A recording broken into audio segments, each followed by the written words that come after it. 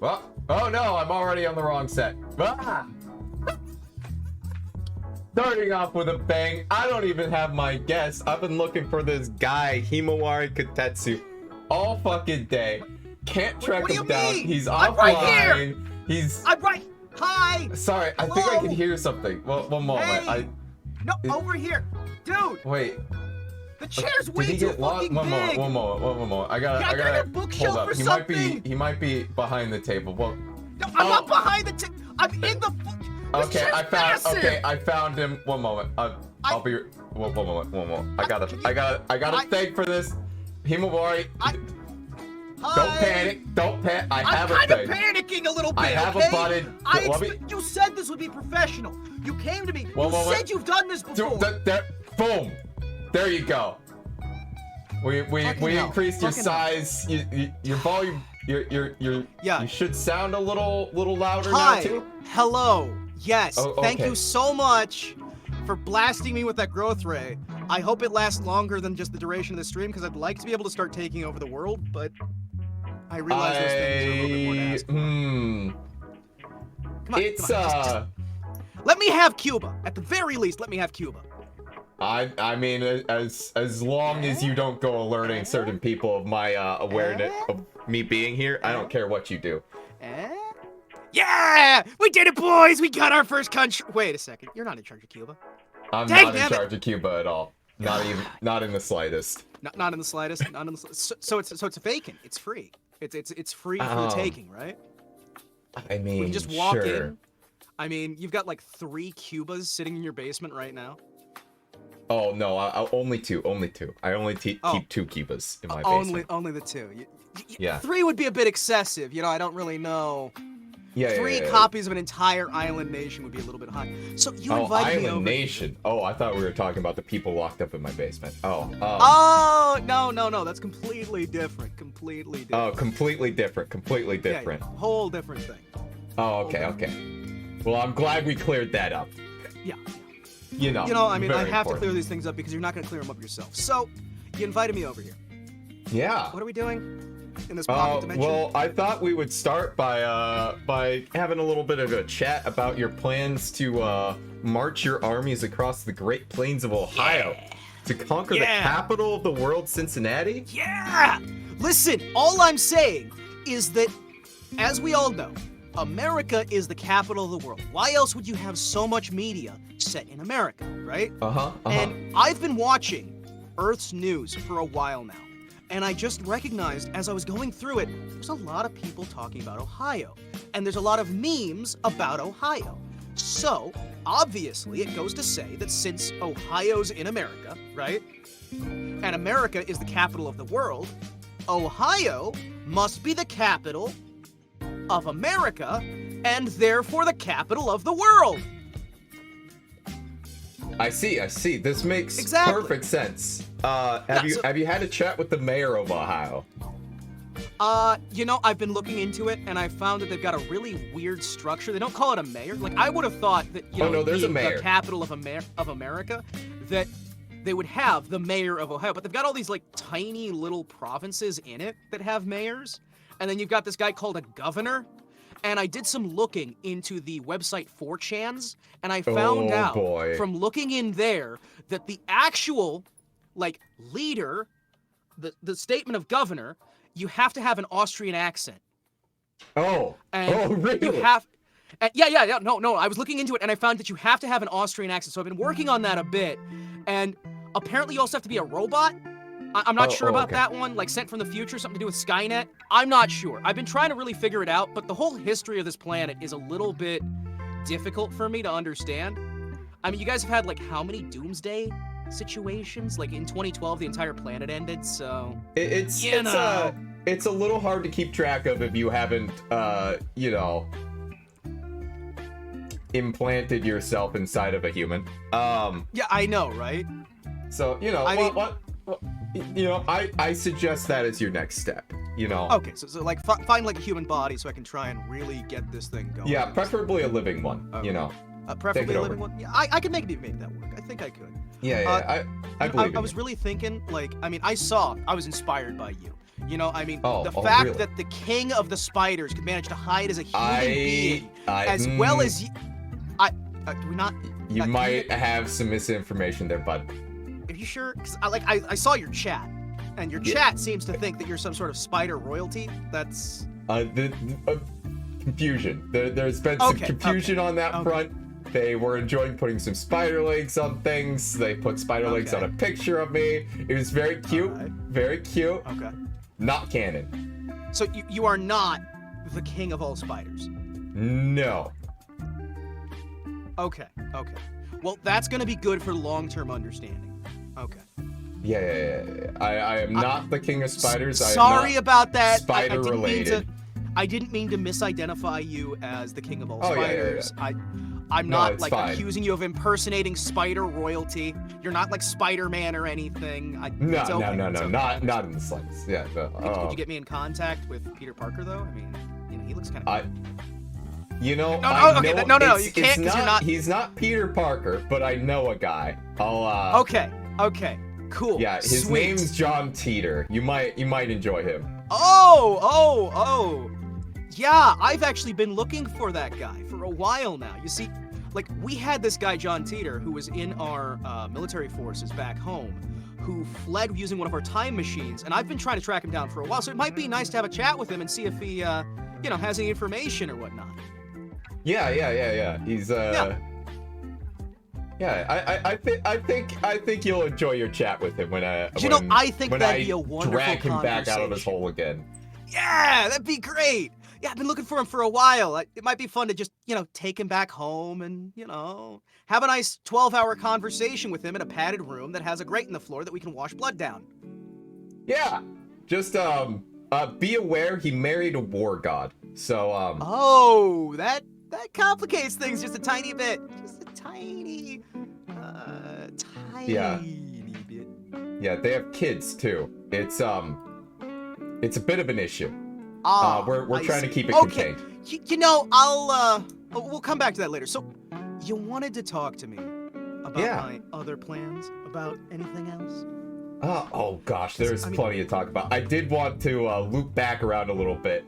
There is actually the mayor of Ohio thing. He's yeah, there's a dude. He is mayor of Ohio on Twitter or the TikToks. And yeah, I don't know. It might be a valuable source of intel for you. I'm just saying. I should go looking over there. I should try and find out, because if I can kidnap the mayor of Ohio, I might be able to avoid the whole brutal, bloody conflict where my army of infiltration robots have to slaughter their way through the entirety of Ohio.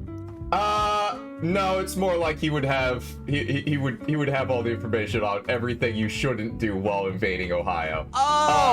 Okay. Yeah, I need to keep track of that, because, like, you know how it goes. When you're invading a place, you really need to try and keep your soldiers in line to stop them from doing anything untoward, out of the ordinary. Or maybe a little bit keep silly, them from unleashing eldritch horrors. Yeah. Eldritch abominations, the likes of which humanity has not yet met the ken of. You know how it goes. I know how it goes. Oh, yeah. Ohio's filled with those, apparently. Yeah, I was getting a feeling from all of those historical documents I've been seeing shared around on the internet. Yeah. Historical documents. Did you know that Baron von Tokentaker once took over the entirety of Ohio flying from his dirigible? I was surprised about that. It was fascinating. That is The man had zombies and skeletons. It was insane. It was just the craziest thing. Wait, are you Speaking of historical documents, don't mind the laughing. Don't mind the laughing. It's fine. I wanted to go over some historical documents with you. Interactive historical documents, even. We might even refer to them as video games. Yeah, I've been playing a lot of those since I got here to try and get a good understanding of humanity, and I think I'm finally getting a good grasp on what makes being human. Yeah. I've noticed you played a game that I've played it a little bit before, called I Divine Cybermancy.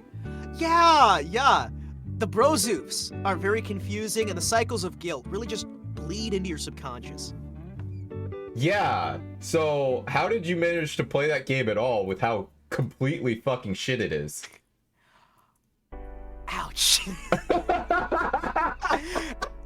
Ouch.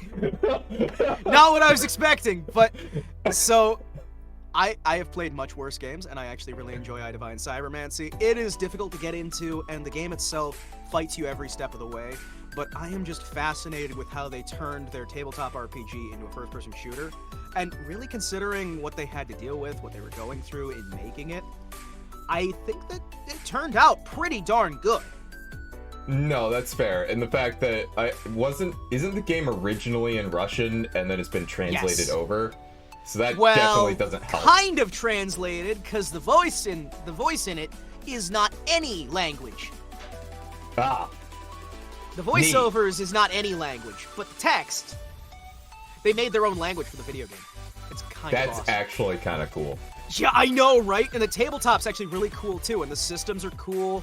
The story confuses the fuck out of me. I believe it's actually French, because it's, like, aggressively French storytelling. Aggressively French-style storytelling. If it's not French, man, the style is really French. I really do feel like I remember someone saying it was originally a Russian game. I just don't. Then it's Russians who like some good classic French cinema. Hey, there's some good classic French cinema out there, to be fair. There's some phenomenal Russian French cinema. Classic French cinema. Yes, Russian French cinema. The best cinema. Russian French. The Russian French. Like the Texan French. The Texan. Oh, yeah, the Texan French. At least it's not the Texan Canadian French. Yeah, the Canadian. Those don't exist. Yeah, they really don't. Oh. Yeah. But yeah, older games in general, though. You play a lot of those. Yes, I do actually play a lot of those. Now, my channel is not actually entirely dedicated to older games, but I do really like showing games you might not have heard of or thought of as being anything that you'd ever really see on streaming. You'll note that I go with a lot of abandonware games, a lot of titles that you can get for free just fine. Games that are on good sales, games to show people, hey, even if you don't have the money to get the latest, greatest gaming, you can still get some phenomenal experiments that you can do, experiences that you can have. You can get these wonderful environments that you can play through without having to break the bank. Dude. Like, yeah. Oh, go on. Sorry. No, go ahead. Oh, no. You go. You go. No, you. Oh, you, no, you go. No, you go. Oh, no. I must insist. I must insist. Okay. You know, if you do insist. No. You go. I have to insist. Anyway, yes, I play a lot of the older games just to show people, hey, there's ways you can do gaming cheap, and there are remakes that can really get you the old experience to play in a new way. Like with the new System Shock remake that came out recently, which you can get right now. It came out just a couple of days ago, and it is incredible. Make sure you go out and check out the brand new System Shock remake, available on Steam for just $30. And that's not a lot of money for a lot of gameplay. Sorry. As I was saying, I play a lot of these games, and I've really just, over the years, gotten to enjoy playing a bunch of different eras of game. It helps that I'm from an alternate dimension, so all of this stuff is kind of new to me, right? Oh, yeah, of course. Yeah. It's all kind of new to me, but sometimes you just find a game like System Shock, available on Steam and other platforms right now for just $30. Grab your copy today. Do I need to put hashtag ad on this? What? No, I'm not sponsored. I just really like high-quality video games that you can get right now, available on Steam and other platforms. Head out today and grab yourself a copy of the brand new System... Oh my God. I can't keep that up. I can't fucking keep that up. Oh my God. I was trying to like crank the shill up to 99. Those game devs are gonna be sitting there like, man, we got a lot of free publicity for somebody who's screaming that he hates the fucking game. Right. You know, I love that game. Man, I was screaming like crazy how I hated it. I've heard. I didn't watch any of your playthrough of it. Ouch. But I see. You hate my content, and you hate me. Yes. It's okay. It's true. It's okay. That's why you brought me on. Yeah. That's why I have you here, because I hate your content. Exactly. Yes. I mean, why wouldn't you have somebody on who you hate completely? Absolutely. That's literally every single guest is someone that I've hated. Truly. Oh, yeah. The more 100%. You hate them, the more you're likely to bring them out. So you're saying. Yeah. I actually don't know what I was saying at this point. I'm totally lost in the sauce right now. You were saying doing it good. You were saying you hate my content completely. You despise me as a human. Oh yeah. I haven't seen your System Shock playthrough. Yeah, you didn't watch my content because you're a horrible human being who hates fun. So carrying on from that method. We move on. Yeah, so I didn't watch much of your System Shock playthrough, but I have heard that you've been having some issues, some difficulties getting through the game. Might be a little challenging. I told myself, hey, it's the day before my day off where I do almost nothing. I am going to try and go through until I absolutely finish the game. And I got to the last section of the last level before the final big boss fight with Shodan. And I spent like an hour stuck on that stupid fucking maze on the last level, where you have high-level enemies who drop nothing, high-level, but difficult enemies that drop nothing, in a maze that is full of them, that keep spawning as you're trying to solve the puzzle. And this is a survival game where you have like no ammo. And remember, you have to solve a puzzle at the end of that maze. And I did it, and I solved it after like an hour. Then I got slightly further forward. I had done my quick saves to try and, I've established, I've got my quick saves, these are good. I load my quick save thinking it'll be fine. And it loaded the quick save right before I had started the puzzle. So I hadn't been in the maze yet, and I lost hours of my life because that game, I am fairly sure I use an Intel graphics card, right? Yeah, so I run into some minor compatibility issues. Honestly, the Intel graphics card is really good and available from Intel at a reasonable price where you can get it right now. Oh, they actually did a price drop on it. It's $199 right now. It's only $199 right now, and mine specifically is the 16 gigabyte 770, which is a fantastic card for the money, available at certain outlets where you can get it for a reasonable price. Go out and get it right now. Sorry. Do it again. No, must escape the shill. Must escape. But yes, no. I actually have one of those. Use it. It's a good card. It's a good card. No Linux drivers. No Linux drivers, and that's an issue. There's also some minor issues with the drivers in general, but you have to understand this is the first one that they're really doing as a standalone graphics card. They're already way better than they were. Yes, they're massively improving all the time. OBS but I will supports say, 81 encoding now. By the way, I will say, my quick saves aren't working with System Shock half the time.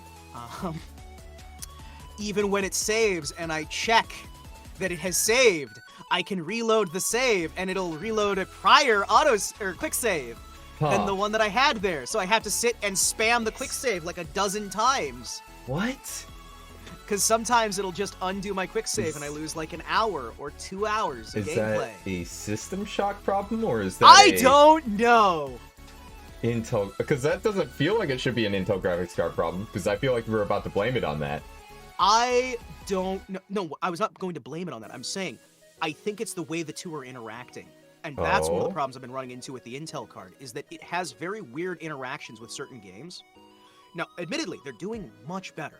When I first got it, Mountain Blade, Warband, the brand new one, would use 2% of the card, lag to hell and back, and massively overheat my entire computer to the point that it almost caught fire. Oh boy. It seems to be issues with how it's interacting with older versions of DirectX, or with... Yes. Yeah, with older versions of DirectX sometimes, or with, like, even some newer games that aren't necessarily by the major studios, or by people who don't really think about the Intel cards existing. And you're going to run into that until Intel gets itself established in that market. Do you know why that is? Because I do. Oh, you do? Let me know. Tell me! Yeah, so when Intel was developing the Arc series GPU, they were not designing it with older versions of DirectX in mind. Oh yeah, I did know that. Yeah, so it's not actually running those versions of DirectX, it's emulating them. Yeah, that sounds about right. And it's not emulating them well. Now that said, if you have problems with those older versions of DirectX and what have you, there is GZ Voodoo, which does... That's how I play most of my older games, actually. I have not had any problems with the Intel card ever since I started wrapping things with GZ Voodoo. Mm-hmm. Now, admittedly, with the newer game, I didn't think I had to do that. I didn't think I had to do that with System Shock, but I've run into issues where, well, the game will start lagging out and crash. The game will just decide to no longer accept my autosaves. But even with those issues, overall, very smooth experience, very enjoyable gameplay. The gameplay of the original is intact, but it's got some good quality of life improvements. It's a good game. It's fun. Oh. And I think that a good game holds up no matter how far we get away from the game. There are games on the ColecoVision I can still play and really enjoy. On the what? Magnavox Odyssey, the ColecoVision. It was an older generation of consoles in the 70s/80s. Oh, but Jeebus. a lot of those like older games, you can play some of them and they're very, very simplistic. But some of them, genuinely, if you look past the graphics, there's good gameplay loop. There's wonderful experiences there. The Atari 2600 and 5200 had some good experiences as well. The Apple II, amazing system. All of these systems have games that are just really nice. You don't have to look any farther than Tetris, dude. Honestly, Tetris. Frickin' Tetris, man. Dude, it's so good. And the original guy who made it was working for L.org, and Nintendo never had the licensing for it. Yeah, that was a big scandal. Nintendo didn't have the licensing, they just kind of... Yoinked it. Yoink. Well, it's a communist country, they're not going to care. Yeah. Yeah, absolutely. Of course, why would they care when they're, on the verge of bankruptcy and look at all that money they could have. Yeah, look at all this honestly, though, the guy who did it, eventually L.org, gave the rights back to the guy, and then they founded the Tetris company, and the Tetris company worked with these, and da-da-da-da-da-da-da-da-da-da, there you go. It's kind of cool. It's kind of cool. Yeah. What I'm saying with all of that is, I play older games, not necessarily just because they're old, but because it allows people to have a gaming experience that has quality without breaking the bank. And my main drive with doing the VTubing stuff is showing people there's alternatives. There's ways you can have fun. You don't have to be rich. You don't have to be successful. You don't have to be powerful. You don't have to be anything. Just be you. Be you! And you can do that. And you can have fun. Yeah? I don't think that's really that crazy a thing, but people keep sitting there telling me, what? That's weird. It's like, what? No. Kinda... Yeah, no, for sure. I mean, like, you can look at, like, a lot of indie games these days, too, that are fairly reasonably priced. That are just, I mean, they're coming out, they're not too intensive on your systems, and, they're just good experiences. And really, isn't that what we go to video games for? Good experiences? Some people go to them to cry, some people go to laugh, some people go to whatever. Some people go for graphical fidelity, and even if you want graphical fidelity, I'd argue some of the stuff from 2010, 2015 can look better than some of the stuff being made today. I was literally, like, just a little bit ago, I was watching a guest I've had on before, Kairi Akita. He was playing Kingdom Hearts. And yeah, oh my gosh, yeah, that one held up fantastically. Oh my god, the CGI on the opening cutscene genuinely looks like it could have just come out a couple years ago. Well, and the thing is, like, with a lot of these games, you can have modifications now that'll improve the graphics to modern standards anyway. So you can get a cheaper, older game, mod it, have the higher-end graphics, and guess what? It's still not gonna need crazy hardware to get it proper. It's gonna be a much cheaper experience and get you about what you want out of the modern games. And that's one of the things that I think people just... I want my channel to show people that. You know what I mean? You can make the old games look good. You can get new games that are cheap. You can have a good gaming experience without going broke. Yeah, no, for sure. It really is true. Like, you can... Especially, like, since right now, building a PC or even just, like, getting something, like, secondhand off the market that's already pre-built is actually relatively cheap at the moment. Now, it's not the cheapest it's ever been, but it is relatively cheap. That is true. And the graphics card stuff is kind of rebalancing a bit. Nature is healing. And again, I joke, right? I'm not sponsored by Intel. I have no contact with Intel at the moment. I have no contact with Intel at the moment.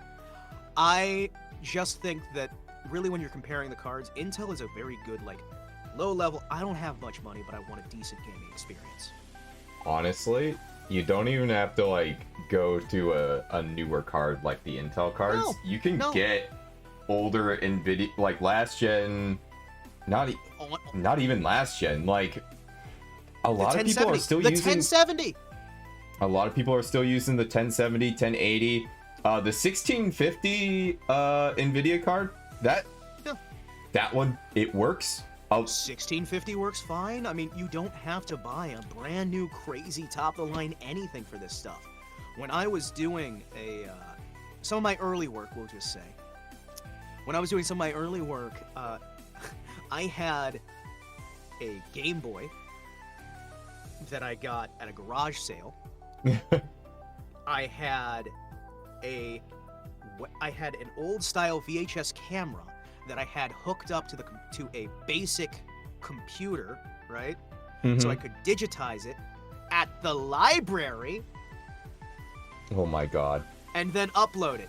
You can even make content when you've got nothing. One of the first things I did was I had that copy, like on YouTube, I had that copy of, I think it was like one of the Grand Theft Auto games that they ported to handheld. Okay. And I had my crappy little VHS camera, and I'd film it on there, put it onto the tape, lug the camera into the local library, sit down at the library computer, use my interface cable, plug it in, upload it on the library, take my time, and then that was how I made videos for like the first 4 or 5 years as a content creator. That's fucking wild, dude. Well, because the thing is, it wasn't high quality, but if you had your shutter rate proper, you could still film CRTs and other things like that, right? Yeah. And if you set up the lightings and whatnot, it didn't look that much worse. It didn't look that much worse than, like, the other folks who were recording with fraps or whatever and getting terrible frame rates, getting these issues, that issue, the other. Fraps. You could get around almost all of it if you just did the proper setup, and it didn't cost a lot of money. These days, with modern cameras, modern screens, it's so much easier to just get a cheapo camera stand, set it up in front, put your smartphone on it, you can film the screen. If you properly position your camera and you use the proper resolution on this, most people aren't super gonna notice. Now, admittedly, you probably still want to get a good microphone, but hey, the cell phones got better cameras than they used to. Honestly, I'm so happy for content creators these days. They've got so much access. The level of quality you can get off of even just a built-in phone microphone is so much better than anything you could do even 10 years ago. It's insane. For those who are not aware, I've been doing content creation on YouTube and other platforms for about 15 years. Yeah, I actually want to ask you about that. Yeah. Oh, hey, let's go into it. Let's roll into that. Yeah, because I know you probably don't want to go too much into it because obviously you've rebranded for a reason. But the reason what can we talk about? Transferred dimensions. What we can talk about is I worked with a lot of very wonderful individuals back in the days when YouTube was really growing, and I saw a lot of the trends that were rising and falling with people doing different creation, people doing these different sort of takes to try and push the envelope. I was there for the early days with Giant Bomb and the Let's Play forums and people just trying out where they're saying, hey, wait a second, we're filming this stuff at home, let's share it, let's get something out there and try and build some new environment so people can sit there and realize, hey, this is a game I like, go out and check it. Yeah. Back in the day, we used to have the 5-star rating system here on YouTube. Oh, God. I was around for that. And one of the big modifications we had is, hey, you guys can fully change the colors on your channel to anything you want. Oh, my God. And put pictures on everything and change all the UI elements. And that wasn't a mistake. Turns out most people went neon green, yellow, and red, and blues, and man, it was an eyesore. Reminds me of MySpace. But there was a lot of people I was working with back in the day who were really pioneering content creation with whatever they had handy. And I've got to say, some of those times were the best times of my life because you had people who, none of these people, none of them had traditional media experience. I had gone to school for traditional media. I had an experience behind the camera. I'd done a lot of projects before, right? So I knew how to set up the camera. I knew how to do these things. I was blowing people away with this stuff just because I wasn't necessarily good at it. I look at my old stuff and I just cry because it's like, oh, it's so shit. But for the time period, you look at the other stuff that's around there, I was blowing stuff out of the water. And there were other people who started doing it too. And more people started really like putting their all into this. And at this time, for a lot of it, there was no monetization on YouTube. For a lot of it, you had to find other ways to get monetization. You weren't making money off this. We didn't really have adverts. DMCA didn't know we existed, so we could do whatever we wanted to. I remember one of my favorite videos was by Halloween4545. Not quite in the like earliest days, right? But around the time the original Dead Space came out, one of my favorite videos ever was just him launching Isaac out of the radiation shunt while playing I'm out here again on my own, but I don't care. I'm no Superman. And it's just blaring it. It's just blaring it. He's blaring it. And it's just like, you can't do that on modern YouTube. And there's a lot of things we did back in the day that you can't do on modern YouTube. We had Homestar Runner, we had Angry Video Game Nerd, we had a bunch of those people who were growing up on that stuff. Halloween, I bring him up because I love the man. The man's old content was phenomenal. He's switched over to doing a lot of the live streaming stuff, and I feel like he was really one of the big symbols. He wasn't the biggest channel, but he was one of the big symbols of proper Let's Play content. It was lightly edited, well presented, you cut out the filler, but you don't cut out too much, so it still feels like you're sitting there in the room, hanging out with the guy, playing video games. And people like that were a major inspiration because they were willing to do things that people just weren't thinking of. Because you had the people who would just do, I am filming it, it is getting posted raw. And they were basically doing live streaming without the live. Yeah. Because you couldn't really stream. The streaming we had on YouTube for a while there was a chat room. I believe it used XAT under the hood. I might be wrong on that, don't quote me. And you would show up and you'd watch videos from YouTube as a group. That was streaming. And we had a number of channels like that. There were some animation communities that I was a part of back in the day where they would release their animations. I remember Harry Potter Puppet Pals was big for a long while. Gosh. Massive. That was more later. But like we had the watch-alongs, we had these sort of things where you would sit down and you had entire communities spring up overnight and just go massive. It was a beautiful time. Everyone was trying something new. There was no format. We didn't know. What do you do to make a thumbnail? I don't know. What's a thumbnail? How do I got like 10 of them. Okay. I actually remember back in the day, because thumbnails, you couldn't upload a thumbnail, right? Yes. So I remember Philly D talking about how he would insert like a single frame of like a hot that's what lady. You had to do. Yeah. You have to put a frame in, and you had to like basically edit your thumbnail into the video itself so you could get it on there. That's why we had the intros, right? Because you have the video intro at the start of the stream that has your thumbnail, and then people could see that as the preview and know, this is this part of this series without having to read the title. And you had the 5-star system, and nobody ever rated different than 5 stars. Or 1 star. 1 star. So they there just was replaced no it. middle ground. But like back in the day, we all were trying anything we could to just expand out, build out, do what we can, make something interesting. And then you look at around 2010-ish, 2010 to 2012, was the explosion of the horror Let's Player. Oh, yeah. PewDiePie, Markiplier. PewDiePie. He changed it to PewDiePie. PewDiePie is the lettering on there, and it's PewDiePie. And Yeah. It's but okay. you had Markiplier, you had these people, and Markiplier started out as a highlights channel of his, like, just cut, snap, rapid fire, just get it, throw it out. And people forget, but those guys started out with some of the worst setups. Some of the worst. Awful setups. And they you still can did find it, that and they made stuff. it work. You can't find his original channel, though. That one got shut down hard. Oh. Yeah, Markiplier took his success because... Well, actually, this is a slight tangent. Do you mind if I go into some of the background? Go for it. I'm here. I'm on for a ride right now.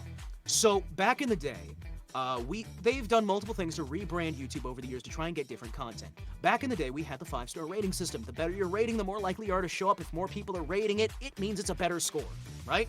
Mm-hmm. Well, people would abuse that. They'd brigade. Yes, brigading was a thing back in the early 2000s. Oh, Crazy, well, yeah. mid-2000s. You know what I mean? Like 2005 Yeah. to 2010. Yeah. But brigading was a thing back then as well. And so they tried to come up with a solution. Okay, what if we take it out of the equation and we make it about views? Okay, cool. Congratulations. You have the era of clickbait. Where the thumbnail means nothing, the video means nothing. It's crazy. So they're panicking, and they've got to figure out some way to make this work. Well, as far as I remember, and again, my memory's a little faulty, forgive me, I'm an old robot. One of the solutions they came up with was retention time. Well, first watch time, then retention time. And that was right around the time Markiplier lost his first channel. And that was the best thing that could have happened to him because guess what they were doing? Well, our new algorithm makes it so when people watch more percentage of your video, we'll show more people. Oh, hey, he's got a brand new channel with a few thousand subs. Yeah. They all had to go to the new one because the old one got shut down. And so they're watching all the new content all the way through.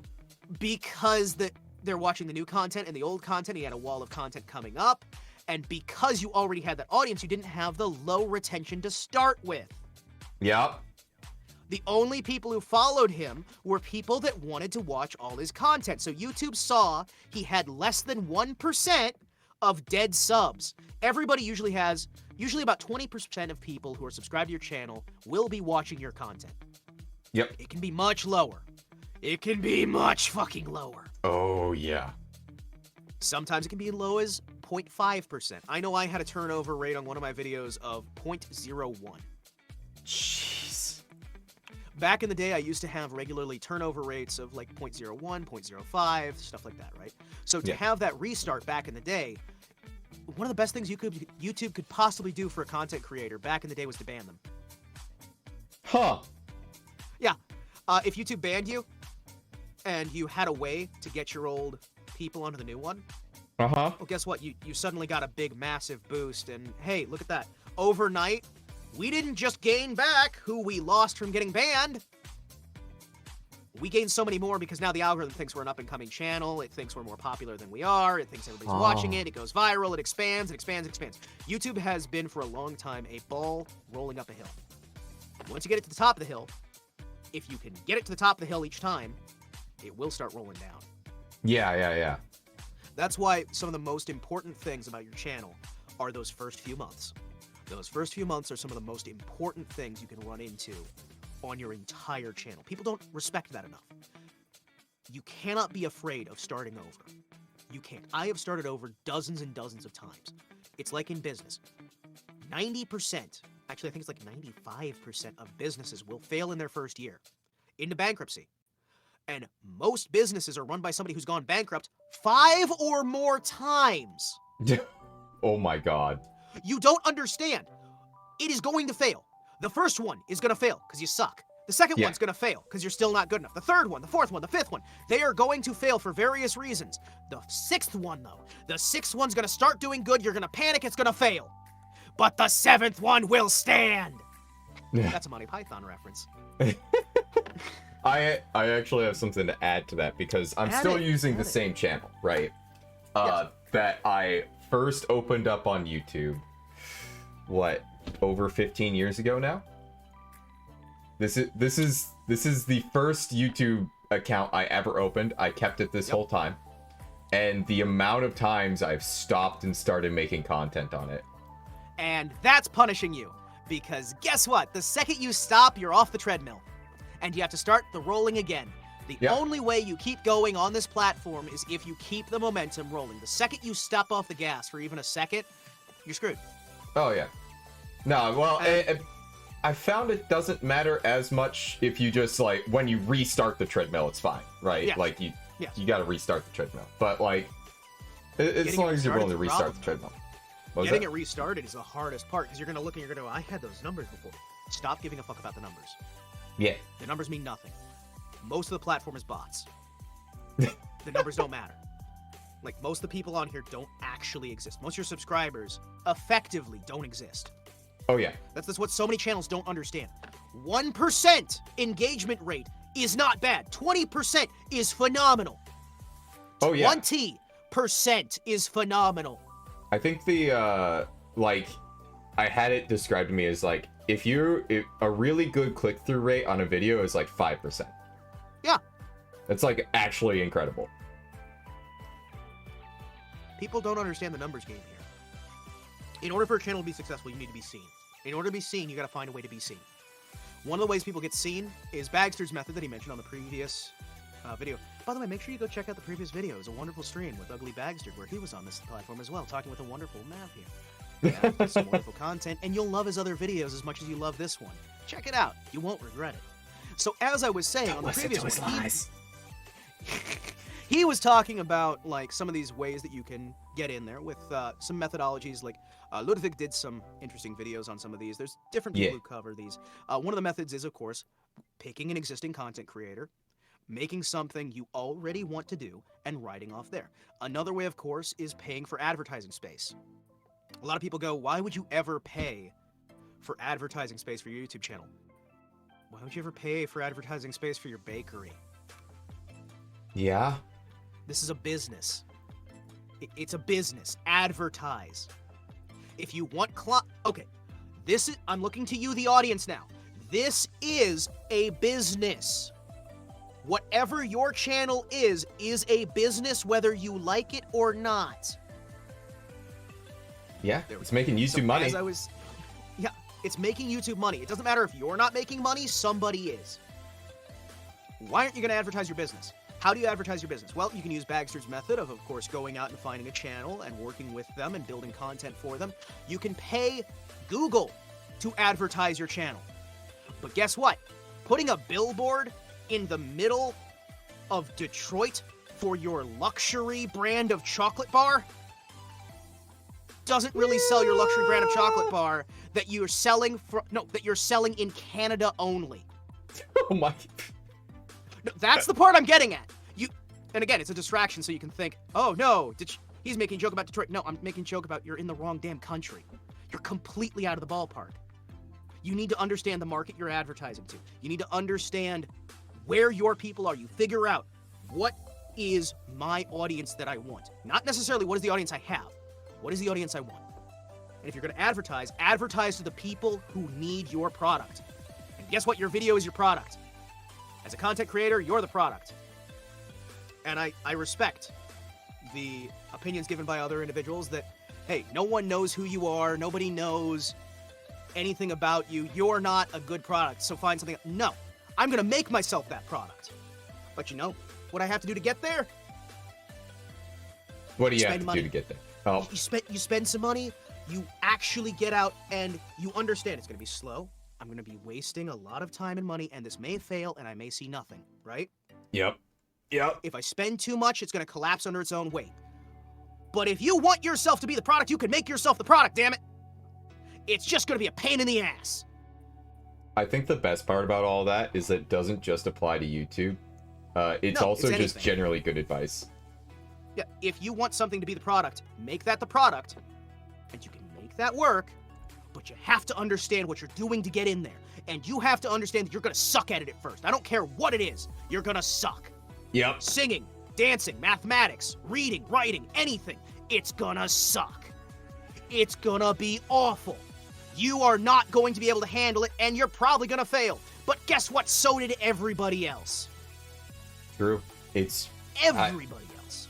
It's so easy to get discouraged by, like, not doing that well. Just like, oh no, I'm not instantly getting big or whatever. Like, low-key. I'm not instantly getting big. I'm not getting big after 6 years. Oh well. Yeah. Well, it's like low-key, I was like looking back through some of my old content, right? Just like looping back to that, because is relevant because yes, it is. I did Stellaris because you can stuff. watch it right now by subscribing to this channel. Well, some of it you can't. Some of it you can. But like I have some like old Stellaris videos I did that actually got like over 1,000 views, and I was just like, oh god, I'm so terrible. I'm not like breaking through. And I'm like looking back on that now, I'm like, I was a fucking idiot. Yeah, look at how successful you were at the time, and yet the numbers felt terrible. Yep. I mean, let me, without doxing myself, let me give you a rough idea here. At one point, one of my projects had 250,000 subscribers, and I considered that a failure. Oh. 250,000 subscribers was considered a failure because the market I was trying to hit, the environment I was in there, 250,000 people felt like a failure. 250,000 by almost any standards these days, no, that's not considered a failure. That's considered like massive deal, right? Those would be the big dogs. Those are the ones that are getting that, right? You can make, I mean, that's enough subscribers where you could potentially, if enough of them are active, you know, make an actual business. Yes, and yet you don't see it at the time because you're getting blinded by it, and you're like, I see. We'll use some examples from people at the rough time period, right? Well, I see the growth vectors on PewDiePie. I see the growth vectors on Markiplier. I see the growth vectors even on Jacksepticeye, who started out as a knockoff PewDiePie. Yeah. Knockoff Markiplier. But the guy came into his own, and I think he really did expand out and get it. Or hell, you looked at MatPat back in the day. The man built his own media empire and sold it off and made bank. Oh yeah. Oh yeah. But you look at these other people and you sit there going, I suck. And then you're like, turn over. Hang on a second. Look at everybody else who's got 5 subs, 10 subs, 100 subs. But even if you are the guy who has 5 subs, 10 subs, 100 subs, you're gonna feel just as shit as the guy with 250,000 subs. If you're focusing on the number. Yep. The number doesn't matter. Number go up, feel good. But number won't always go up. Number will go down. Number go down, make you feel sad. So stop caring about number go up. Number go up no matter. I had to get reminded by you that one of my videos hit 60,000 views, and I'm just like, eh? Yeah. I thought it hit 10K, and I was like, oh, wow, that's really cool. Back in the day, I would have sat there and I would have gone, oh, I gotta monetize on that, These days, I'm like, no, fuck you. Not fuck you for telling me, of course. No. Fuck you as in, fuck you part of my brain that would actually say, readjust everything to exploit this thing. Because if you do not have the passion, people are wolves, and they will tear you the fuck apart. They know. Yeah. No, I've definitely... One of the things I've been dealing with is, like, okay, like, how to get rid of the brain worms that are like, okay, you gotta pay attention to numbers, what's doing, like, well, like, what's getting you views, and do that. You wanna know a trick? You can't. Yeah. Yeah. Oh, I did an experiment recently to prove to myself. So if you actually look at my channel, it's pretty, and like look at like the view numbers on the last few shorts I did, the view spread is almost exactly the same as a completely different set of content I was doing. People get obsessed with like, okay, because prior projects I'd worked on in the past required me to have a lot of obsession with YouTube metrics as part of my job. Yeah. My job was to be obsessed with that shit. And I sit there and I look and I go, okay, cool. Let's disconnect the actual content. It doesn't matter whether you're making floral videos. It doesn't matter whether you're making business finance. It doesn't matter anything you're doing. I can tell exactly here what works and what doesn't. Bing, bang, boom, sort this out. And you start to I stop seeing channels as anything. And it's just, okay, this business is meeting these goals. We need to hit these goals instead. Here's the program terms that we set in to find their proper audience for the advertising campaign. Bang, bang, boom. And it became so mechanical. And yes, we made their number go big. Number went really big for some of these people. Some of these people had huge number. And almost all of them burnt out within a year. Ugh. That... Almost everybody who came to us burnt out in a year. We got some of these people to, I think one of our big achievements was 1 million fucking subs. We got somebody to 1 million subs. We boosted their ass through the fucking stratosphere. But did it matter? No, because they burnt out hard. Because they weren't ready for that shit. Yeah. And they couldn't, no amount of me entering numbers into a data sheet will make you a good content creator. No amount of my research, my anything, is going to make the channel that somebody else makes have good quality content if the person isn't good quality themselves, or rather, if they don't let themselves be good quality. Oh, what do you mean by that? You have to let yourself be good quality. You're stopping yourself. If you're out there and you're realizing your quality is shit, your content isn't really good, you're realizing that stuff is getting you down, it's because you're trying to be great. It's because you're so terrified of it, you can't just be good. These people had talent, they had skill. I worked with people who had major record deals and they went nowhere because they couldn't let themselves just do good. Just be good enough and not, like, but don't, like, perfect remember you're good. Not good. Remember you're not. Yeah. Keep humble enough that you're willing to improve. Because as long as you're able to get a little bit better every day, congratulations, you're doing good. Yeah. No, for sure. Chat. Fucking chat. Mr. Himawari Kotetsu, can I get you to do a little skit for me? Oh, really? What did skit be? What do you want me to do here? As a have you heard of a certain meme by a certain individual? It was Just Do It, I believe it was. Okay. Was that like a Mountain Dew commercial or? What are we talking about here? It was supposed to be like a motivational speech or something. Oh, okay. So it's motivational. Well, yeah. I mean, normally I don't take requests like that, but I think maybe I could try and find something to do here to try and, really get Just do it! Make your dreams come true! Yesterday, you said tomorrow! Just do it!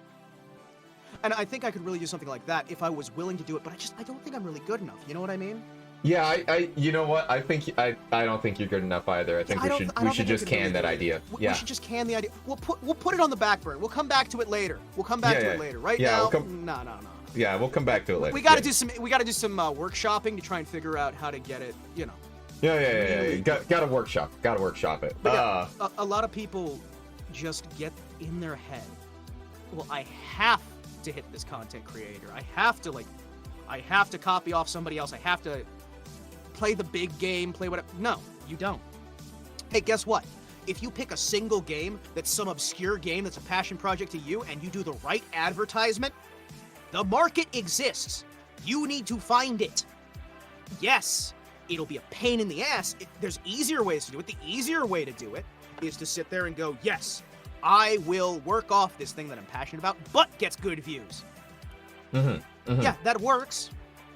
But so does advertising. So does training yourself to understand the market and figuring out not how do I change my product to fit this other market, but how do I find the market that already needs my product?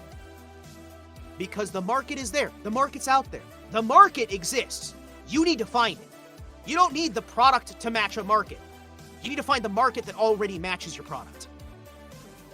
Yeah? No. And so many people can't get that. It doesn't matter if you're doing Minecraft, which I would not recommend doing Minecraft. It's very oversaturated, but it does do decent metrics. You can do decent with it, even now. Especially if you can sneak your way into a collab with someone more popular and be entertaining. But then we go back to the old method. We go back to the old method of work off of somebody else as opposed to, yeah, building and learning, because you're not going to learn if you're just working off other people. It's true. If you're just working off other content. Now, I'm not saying leeching, right? No, don't get the wrong idea there. I'm still saying that is a perfectly valid method to work off of what other people have provided, build off the foundations, and to an extent, you're going to be doing that anyway. But remember that that's not the only option. Just like spending money isn't the only option. Just like obsessing over your tags, your descriptions, your titles, your thumbnails, that's also not the only option. All of these are tools in your bag. And if you are using that hammer to screw in nails, let me tell you right now, it's not going to screw, you're just hammering the nail. It's going to go in. You didn't screw it in. You get what I'm saying there? No, I do get what you're saying. You're using theoretically the right tool for the job, but you had the wrong goal. Yeah. And for the goal you wanted, you're using the wrong tool. I definitely feel you, because I've been going at this probably like seriously. Like I would say I've been seriously going at this like content creation like not about a year. Just like started trying to do some writing stuff and that, and then sort of like moved towards VTubing and streaming a bit more. Just trying to like figure it out, right? And learn stuff. Fucking around and finding out, as they say, right? And there's been a lot of... I'm just hyperventilating over here because I find it funny. There's been a lot. But yeah, just a lot of finding out, a lot of learning, and a lot of what you're saying is what I've been kind of learning. Is like, okay, there's all these analytics, and they kind of matter, and, you know, I should pay attention to them, but, like, also, sometimes I should just ignore them and do a thing. Oh my gosh, somebody who knows. It's okay. Oh my gosh. Oh my gosh. And I knew it in theory, right, before, but like, it wasn't until just recently, within like the past couple months, that it really just fucking clicked. I was like, oh, it doesn't matter. Hey, at all. You want to know the best? You want to know the best thing about all this? You can do literally everything right and still fail. Oh yeah. You can do literally nothing wrong and still fail completely. You can do everything wrong and still succeed. Every single thing could be completely wrong. I'm filming on my cell phone using my flip phone's microphone to record, and I'm drunk and I'm mumbling into the microphone, and I'm recording Fortnite, which has a bunch of different people already in it. And I title all my videos Video 001 and 002, and you could still theoretically, it's not likely, but you could still theoretically get a massively successful channel, even doing everything wrong. So understand. I mean, just look at Tyler 1. I could do a course on Tyler 1. I could do a fucking lecture series on Tyler 1. I'm not going to. Yeah, let's not. I could, oh man, I kind of want to, but no, stop it, brain, no. But I totally could. It'd be funny as fuck. We do have a limited amount of time to work with, so let's not dive into Tyler 1, because I could also just go on about him for like probably an hour. Go on and on and on. But yeah, basically, like, once you understand that doing it the right way or the wrong way doesn't fucking matter. It matters, but not nearly that much. And being successful is different for everyone. As when you're at the top, there are many nights, as somebody who has decent finances, who has these decent things, and I've been both up and down. I'm down right now. But even when you're up, and it's like you've got things people would kill for, you've got like everything around you, and things feel good, there are still nights where you sit there and you stare at the ceiling and you just sob. Because it's the same failure internally. Whether you have millions or nothing, whether you have viewers or not, whether you have the metrics, whether you have any of this, that's not gonna make you happy. Success isn't going to fix your life. You are going to fix your life. Yeah. That was a hard lesson I had to learn. Like, it's only a lesson that you can learn. Me saying this is flapping my robotic gums. It's adjusting my little mouth PNG. Because you're only gonna learn it when you learn it. You have to be ready. And most people aren't. Some people are never ready. It's not gonna fix anything. It's still gonna suck. You're gonna hate yourself the same that you did yesterday, that you do tomorrow, if you don't change how you're approaching. No, and that's something I had to learn in like the last few years. Like, after the events of 2020, nothing was the same. Oh, what happened in 2020? Did you get a new haircut? Yeah, that's what happened. Oh, I that's got a new cool. haircut That's in cool. 2020. It was great. Yeah, My that's life awesome. didn't That fall sounds apart great. at all. Wow. Wait, why would your life fall apart for a haircut? Was it one of them? Was it a bowl cut? Did you go for a bowl cut? You shouldn't. I went for a bowl cut. Yeah, it was. Why'd you go for a bowl cut? You should have known your entire life was gonna fall apart. Nothing wrong with the bowl cut. It's just there's better haircuts that you could do for your mask structure. It's true. I made a terrible error. A bowl cut error. doesn't work with your mask. I'm just saying. You know, maybe like some nice flowing frills, maybe like a lion's mane or something. But like with your mask, oh my god, I don't think the bowl cut was a good choice. Okay, low maybe key. some spider legs. I don't know. Sorry, you're saying motherfucker. Had to slip it in there. Low key, I for the longest time had an afro. Oh, hey. Like actually. I used to rock one of those myself. They're fun. Yeah. When straightened out, it went like past my my shoulders. It was very, very large.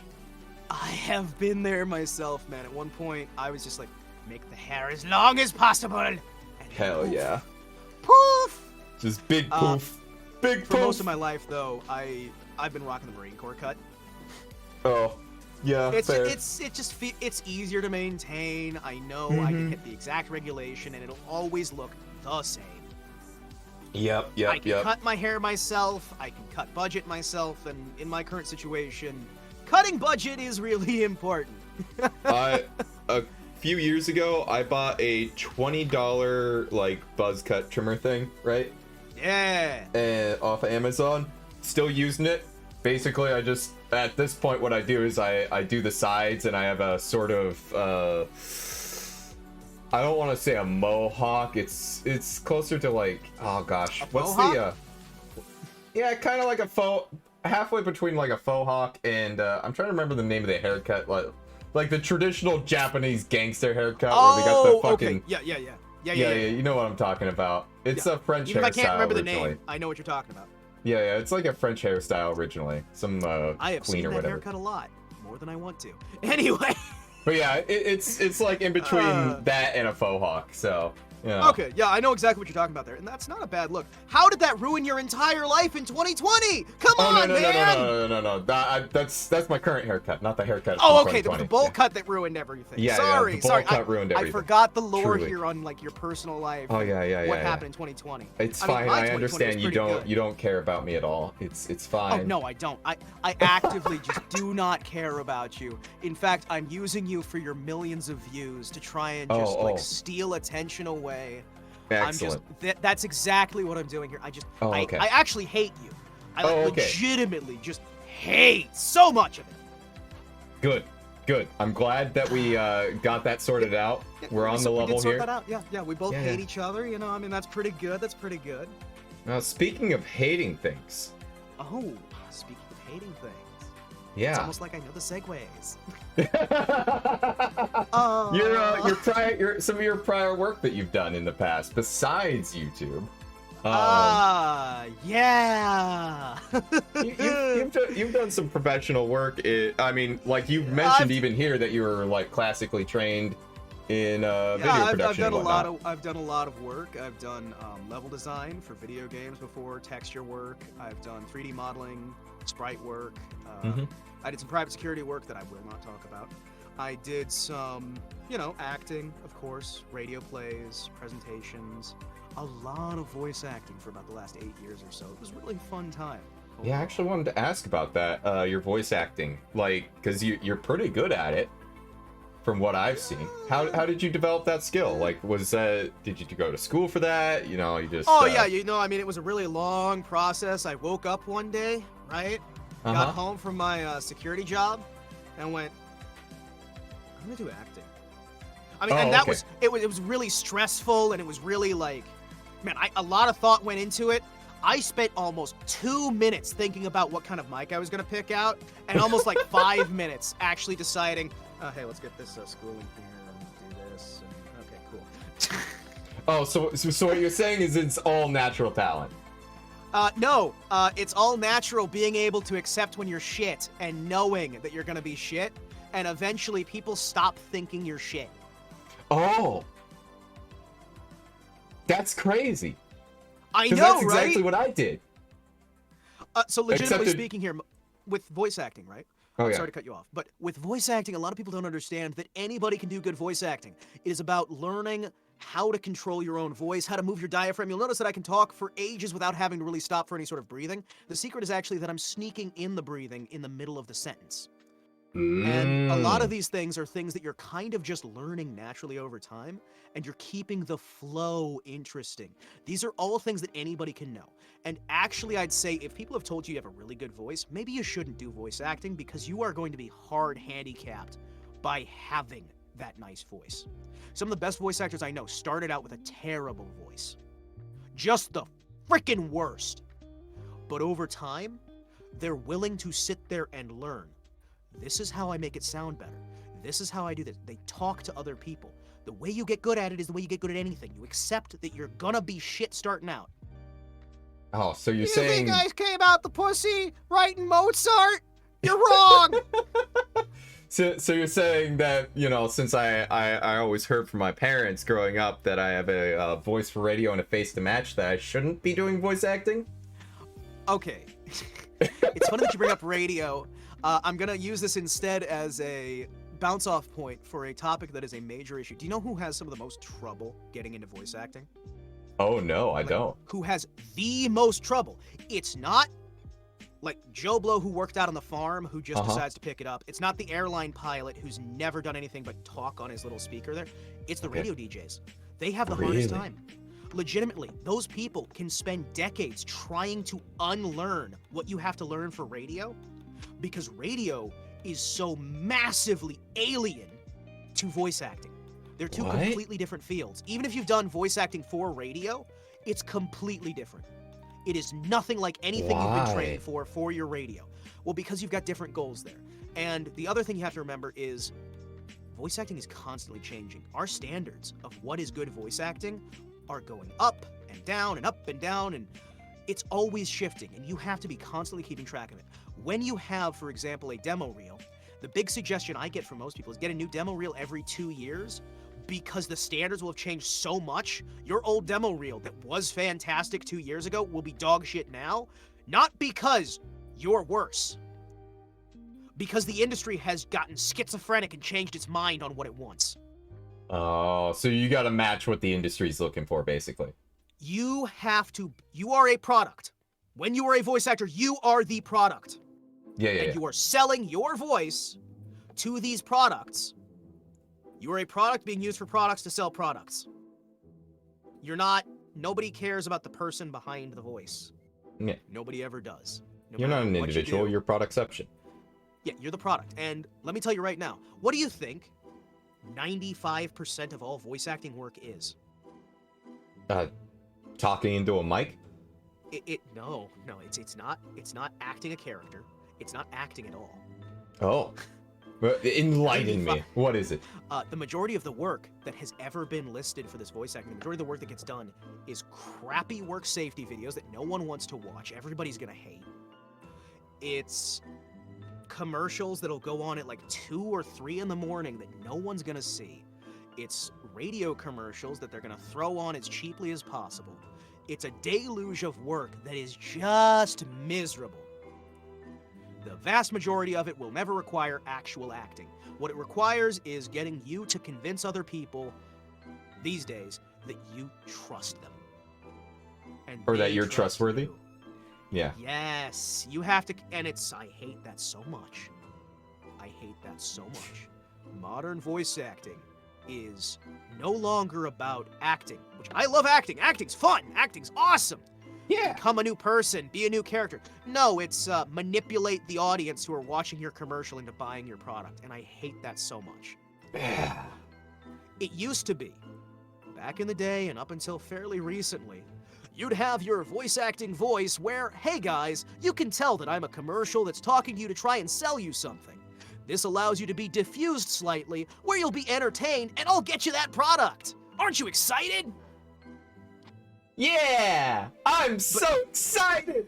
But at the very least, it was more earnest. It was more open. It was more honest. It was more... Yeah. Like, you knew it's a commercial. You had a distance. You could have the distance between this is what is going on the screen, and you know for a fact it's a commercial. Now, they're obsessed with the idea of... One moment. Apologies. There's, I have to interrupt you to fix something on my end. We should be good now? Sorry, construction. You may continue now. My apologies. No, I'm just squeaking. I'm making a squeaking with my fan. Oh, okay. I can't hear it at all on my end.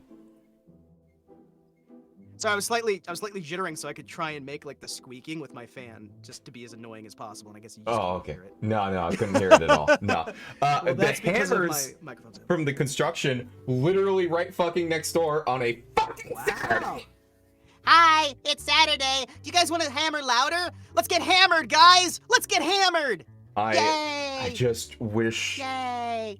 just 2 days of the week. 2 days of the week. Can we not have construction?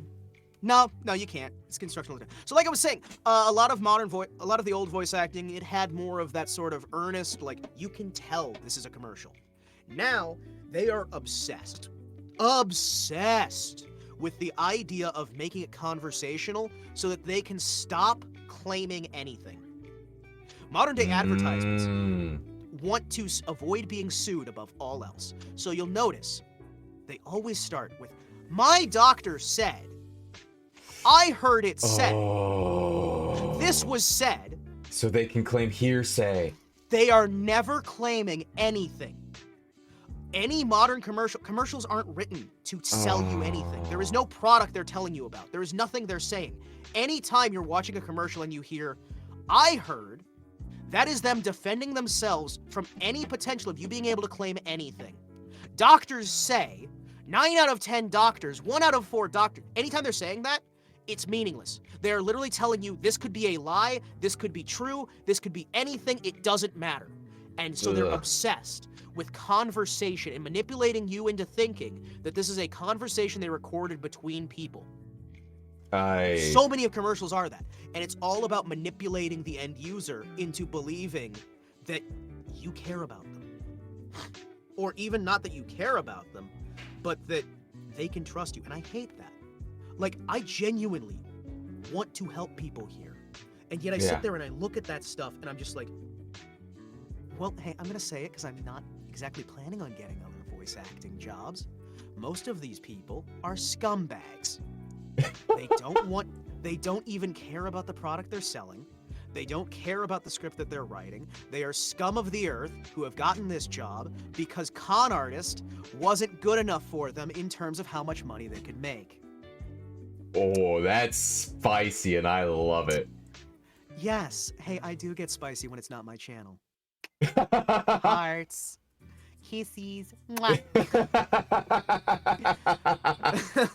good I'm not shit. gonna risk my channel. I'll risk your channel. Hey, there you go. Let's throw you in the bus. Let's go. Yeah, Out of the let's bus. go. Where? Truck. Oh, hey, no, Truck-kun. No. Did you Well, see guys, that there's if he wasn't a spider before, he's been reincarnated as one. Oh yeah. I got reincarnated as a spider. So what? Good show, by the way. Very fun. So good. I love that so much. Sorry, you were saying? Yeah. I was gonna say that's all that shit. That's fucking depressing. Yes, it is. Welcome to Why I Do Comedy to try and cope. Oh, hey, yeah, guys, they're getting hammered. Hey, we're in an alternate dimension. Stop hammering so loudly. Right. Guys, it's a glass. Stop hammering the glass. Well, speaking of alternate dimensions and getting hammered, because, you know, I can't do subtle segues. You can't do subtle segues. You're gonna get better though. You gotta accept that you're bad. Oh no. This is just how it is. This is how it's always going to be. I'm not going to get better at this. I'm going to get better at making them less subtle. Then choose to get worse, my friend. Oh yeah. And on the subject of being bad and worse at things, tabletop RPGs are something that I enjoy. Tabletop RPGs. I enjoy them quite a bit, and that's how I learned how to manipulate my voice and do a lot of voice acting. I thought you were going to say how I learned how to manipulate my friends. I thought that's where you were going there. I was going to avoid saying the quiet part out loud, but yes. Too late. I said it for you. I reached in there and I'm like, that's staying in your throat. Let me just... Yeah. There's something. There it is. There's the quiet part. Let's say it, baby. No. But really, but yeah, I just wanted to touch on that a little bit because that's where I did like a lot of my voices and stuff, and sort of like learned how to control my voice. And that can honestly be a fantastic way to get started. It can be a good way to try and get like good social skills and whatnot. If you guys have trouble talking to other people, try going to tabletops, and you'll see that other people are so much worse. Oh my goodness, they're so much worse. Like, I don't care how bad you are, you will find somebody who is worse. Oh yeah. You will, and he'll probably be your GM. Oh yeah. He will probably be your GM because the people who want to GM are fucking psychos. I know because I'm one of them. Sweats. GM. Sweat. Oh, GM-kun, I noticed you're getting a little ripe. Oh, no sniffing on this channel. None. Is that new lack of deodorant I smell? Is that boy I smell? Is that boy I smell? Ooh. Oh, good shit. So, good shit. GMing is a good way to get some good job representation as well, because you can put that stuff on a resume these days, and most people are nerds. They're gonna know. They're gonna sit there and they're gonna go, oh, okay. Yeah. Cool. But also, I've landed jobs for that kind of stuff before. It gives you experience in organizing people too. Organizing, in leadership in general, it gives you so many ways that you can actually experience the world and get a good feel. Also, I notice my ass keeps clipping out of this dimension and into another. Could you please fix that? I'm tired of my ass vanishing. People already say that I'm flat. But as I was saying, What if I made it worse? What if I... No! Don't take away my dump truck! It's my best quality! I've got buns of steel! Literally! I'm made of steel! Fix that. I actually think you have to fix that on your end. Yeah, I legitimately can't fix that. I've already done everything I can on my end. I don't... Okay, fine. So anyway, as I was saying, there's a lot of really interesting ways that...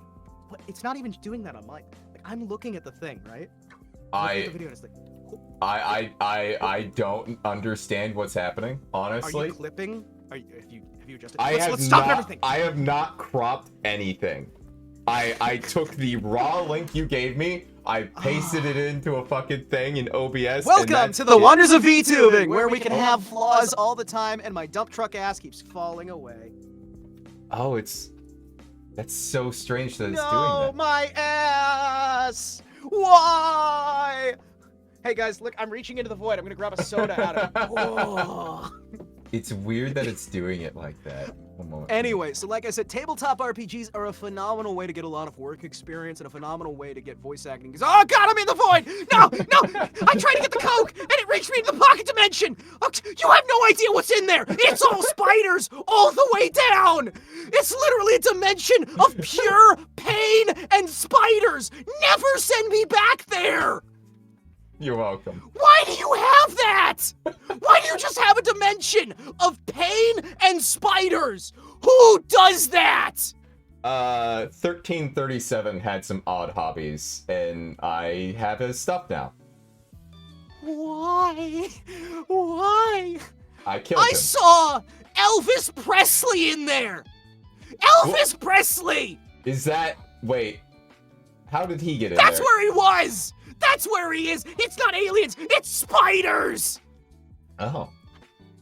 Anyway, now that I'm not facing infinity, tabletops are pretty cool! I think they're really useful. And legitimately speaking here, I think that part of my big passion for voice acting comes from RPGs and other things that you're able to do when you're younger, and you're able to get those sort of things out of the way of getting bad, because man, you suck as a GM when you start. Oh god. Like anything. You're awful. You don't remember the rules, you're forgetting your storyline. That's why I usually recommend people start with a pre-scripted one that's already an adventure path. The problem is so many GMs don't even bother reading the adventure path that they're working from. Most adventure paths are shit anyways. Oh, no, they are shit, but if you're already shit and the adventure path is shit, you'll learn to be forced to make it decent. Oh, true. That's why they're important. They are shit, and you will learn to recognize the shit. You will learn to recognize, this is bad. Why don't I like this? That's why I like that they're bad. If they're bad, it allows a new GM to sit there and go, why don't I like this? What's wrong? Introspection is the key for almost everything. So guess what? If the thing's bad, you're gonna be able to introspect. Wait, I can do it this second.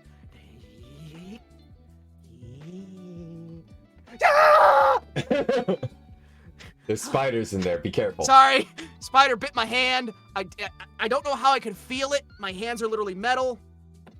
He bit my hand. Is that gonna swell? Can metal swell? Guys, do we have a doctor in here who can tell me, can metal swell? You'll be fine. You'll be fine. Okay. Like, You'll be it feels fine. tingly. Like the fact that I can feel anything's kind of It was weird. digital. It's fine. Okay, it's digital. It's a digital spider. Okay, that's even worse. Yeah. You trapped me with digital spiders. That's even worse. Well, there's only a few. Why would you do that? Why would you do that? Why do you do that to me? Look, you keep reaching into pocket dimensions. It's that not I have my nice fault and that you safely store the secured. pocket dimensions. You store the pocket dimensions in the room with your interviews. Why? You can't store them.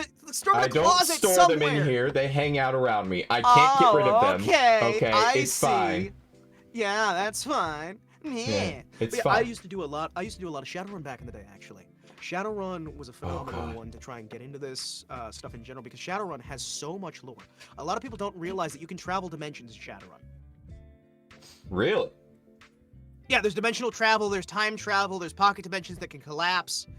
There's the Great Traveler. There's like this big entity that stops people from crossing over without following certain arbitrary rules. The astral level is a different dimension that you're accessing temporarily, simultaneously existing as ours. There's pocket dimensions all the time. Any weirdness in somebody's campaign is just because you're a pocket of reality. Fascinating. And there's an entire dimension where literally everything is a living creature made out of crystals, and if you break off the crystal, it forms tiny crystals that, if you breathe it in, will never leave and will eventually kill you. Oh. And they've been harvesting lovely. them as jewelry. Yeah. But there's all kinds of crazy stuff like that. What I say is, there's so much different there. And the reason I bring that up, right, that specific, is you can throw all of that out and the setting still works. You can add in so much. There's a Mars colony. Nobody runs the Mars colony in their games. Nobody plays with the Mars colony. Well, of course, after CFD, the Mars colony got filled with, people who had their consciousness overwritten with AIs, but there's the lunar colony. There's Rapture. It's not actually Rapture, but that's the best way I can explain it. It's like the Bioshock City, right? Yeah. Do people know what Bioshock is anymore? I'm always confused with that. Like, do we know what that is, or is this another old man reference? Like, when I tried to talk about my ZX Spectrum. People know what Bioshock is. No, I legitimately don't know, because I tried talking about the ZX Spectrum in my tape drive. And it's like, nobody knows a single fucking thing that I'm talking about here. The what? The ZX Spectrum. The what? Fucking hell, you're doing it too. Okay, cool. No, I actually don't know what this is. I'm not doing a bit, I swear. The ZX Spectrum is a home computer system that was manufactured by an individual who made audio equipment. The home computer market in the 70s and 80s did not have the crash that other gaming consoles had.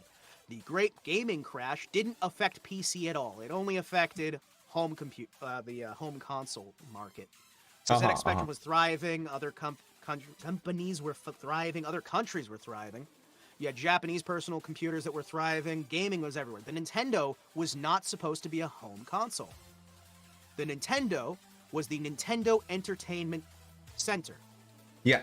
Which was the Nintendo Entertainment Personal Computer. The original version of it came with a keyboard and a mouse. So wait, you're talking about the ZX Spectrum then? Okay. What? Yeah, the ZX Spectrum. Yeah, ZX Spectrum. Yes, that's what I said. Yeah, you said Z very weird. It kind of threw me off there. I said it the correct way. I'm sorry. Yeah, I said it the correct way. I apologize for your deficiencies. I'm gonna fight you. I'm gonna punch you. I'm gonna punch you. I'm gonna punch you. I'm gonna find a way to punch you through the void. No, I live near the border, so I hear people say Z a lot, but the classical border between the United States and England. We have a land border with them. Wait, do they say it like that in England too? Yes. Oh, so the ZX that's Spectrum why... was a British console. Oh.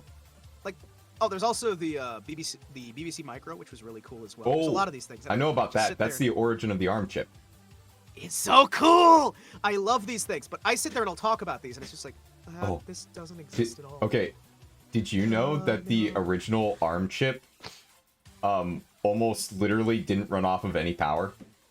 Yeah, it's so cool, isn't it? Yeah, like so fucking cool. It ran off of the excess current that was being transmitted through the chassis because they forgot to wire it in properly. It's so cool. It ran off of less than like half a watt or something like that. What I'm saying though, with the main thing in there is, they even had things like BioShock style underwater cities, and all of this stuff your average player isn't going to know exists. Yeah. All of this stuff. There's werewolves in there. There's zombies. There's crazy things. There's Dunkelzahn's will, where he's like, hey, if you guys can spend one night in this Bavarian castle, you will get hundreds of millions of new yen. And no one, as of the 2080s, has ever been able to do it successfully. Oh, wow. Canonically. There's all these crazy things like that, right? There's ghosts, there's spirits, there's dragons, of course. There's the stuff that everybody knows. Yeah, and you can there's ignore digital all ghosts, of it. there's the otaku, there's all these different things, and you learn all these things so you can learn what to throw the fuck away. And you're gonna throw the fuck away most of it. It's really true. As someone who's done like lot of running in the Pathfinder system and blatantly ignoring their lore, you can just ignore shit, like regardless of the system. I never understand why people are frustrated with like, oh, Dungeons and Dragons has changed this, that, the other. Oh, dude, but we don't listen to them anyway.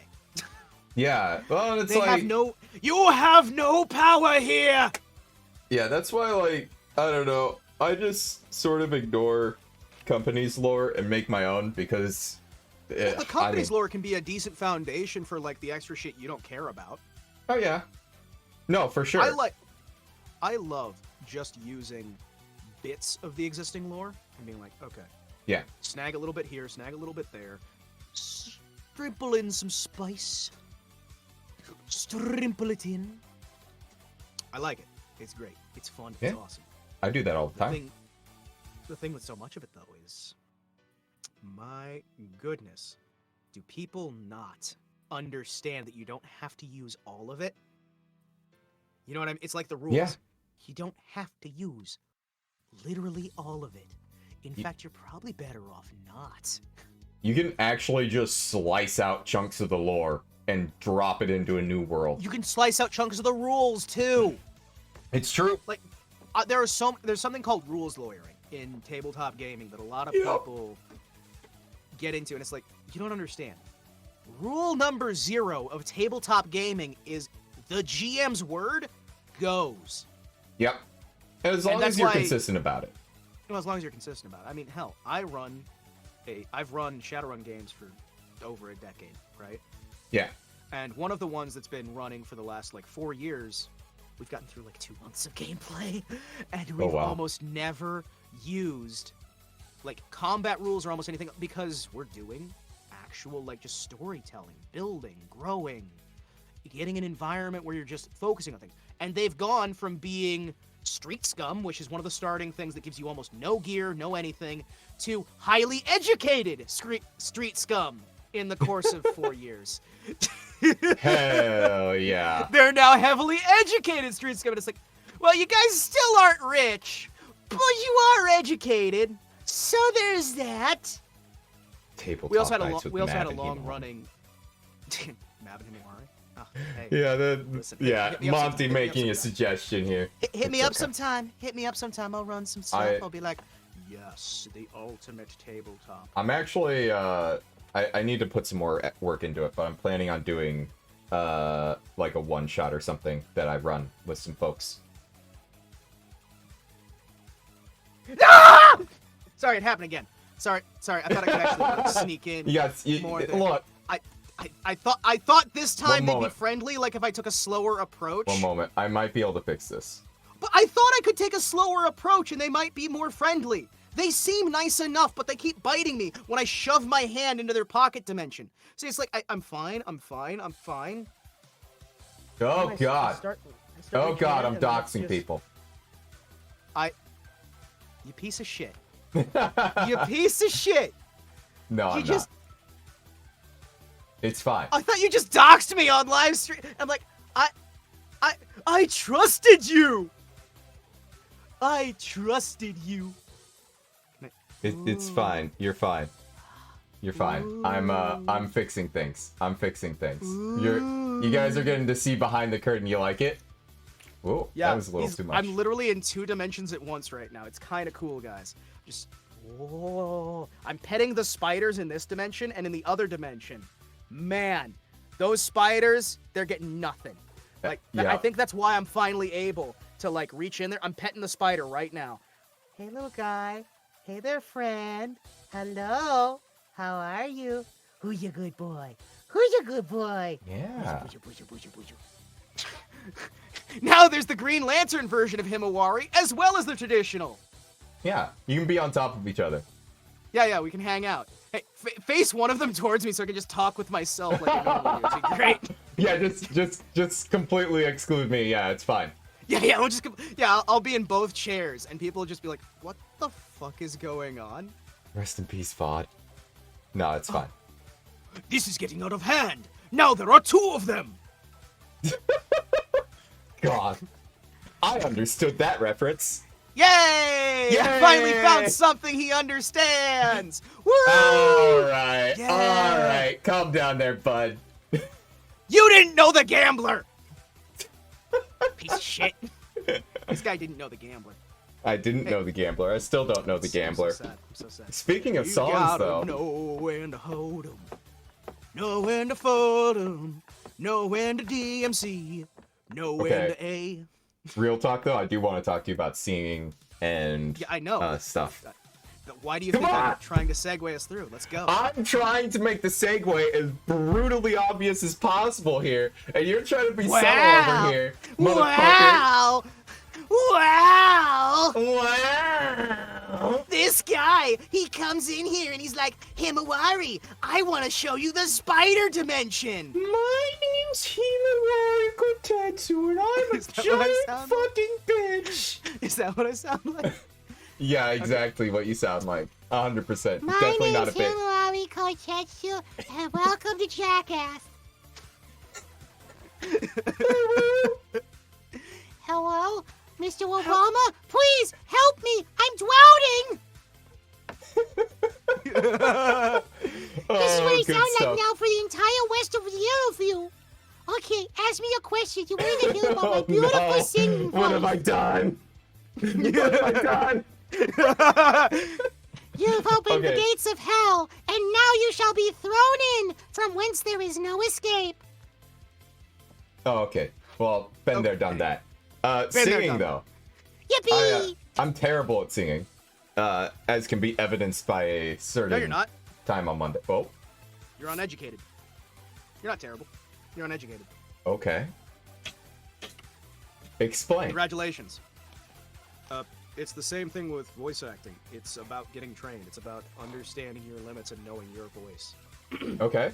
It's about knowing what keys you can sing in, figuring out, practicing, spending like half an hour each day doing warm-ups. Or at the very least, before you're doing a performance, take out like 40 minutes to do a vocal warm-up. Every time I'm doing any video, I take about 2 hours of vocal warm-ups to make sure I'm not frying my voice. When I do stupid shit. 'Cause it's fucking awful! Every time! Do you know how often I have to ask where the drugs are going? But yeah, no, Okay, it's about practicing. It's about warming up. It's about understanding.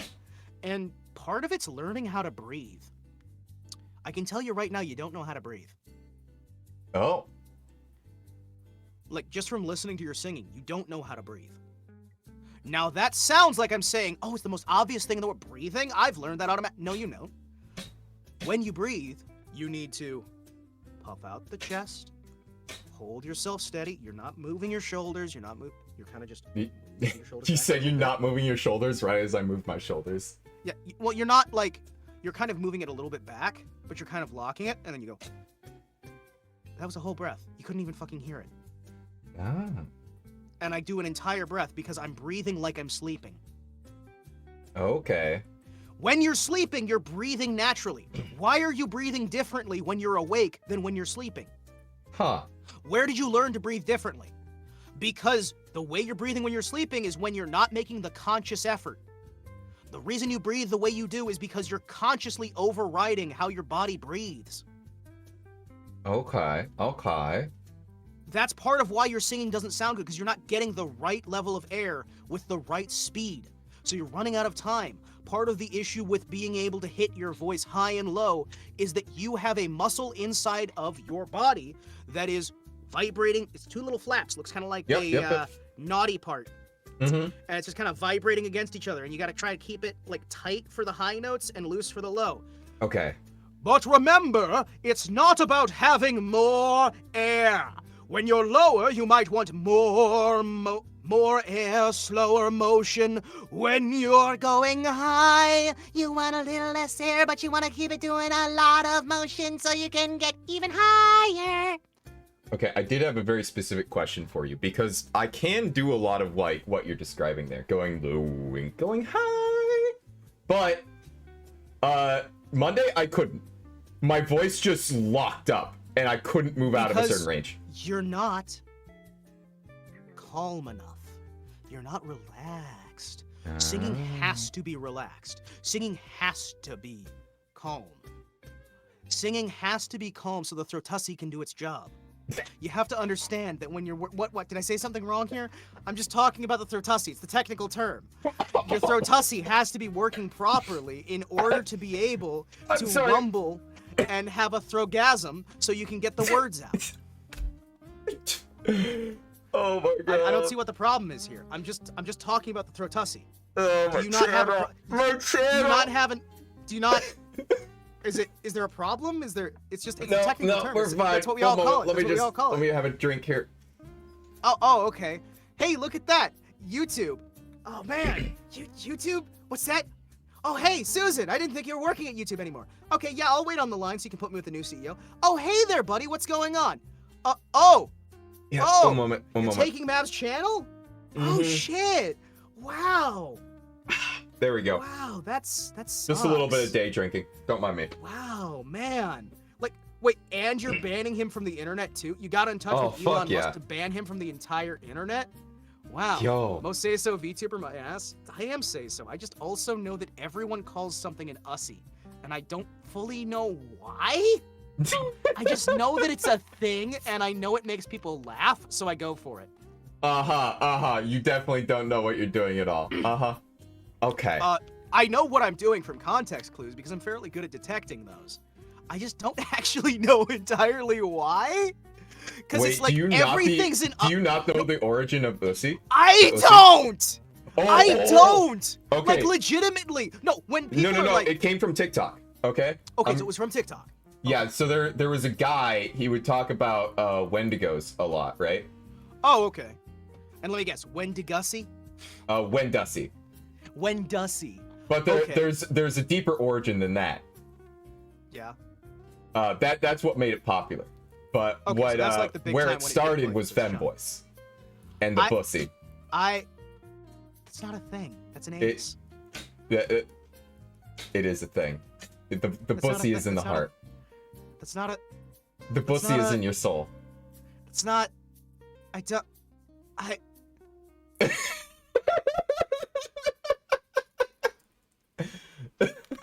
Don't question it.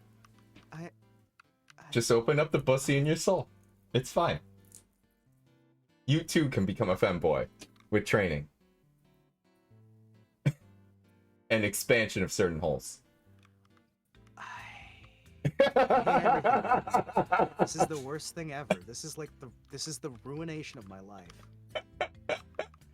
Nobody saw that, lol. It's fine. Anyway. No, I genuinely didn't know what it was. I just know that, like, I've got a few friends who will constantly call everything an ussy. Yeah, so it got it got started with Bussy, and then it got like it just like what made it so that it transformed into other things was some dude, you know, being like, "Oh, I'm gonna hit that Wendussy." Okay, because like it's the comedy there, for those who don't know, being that the thing is terrifying, so you'd never be attracted to it.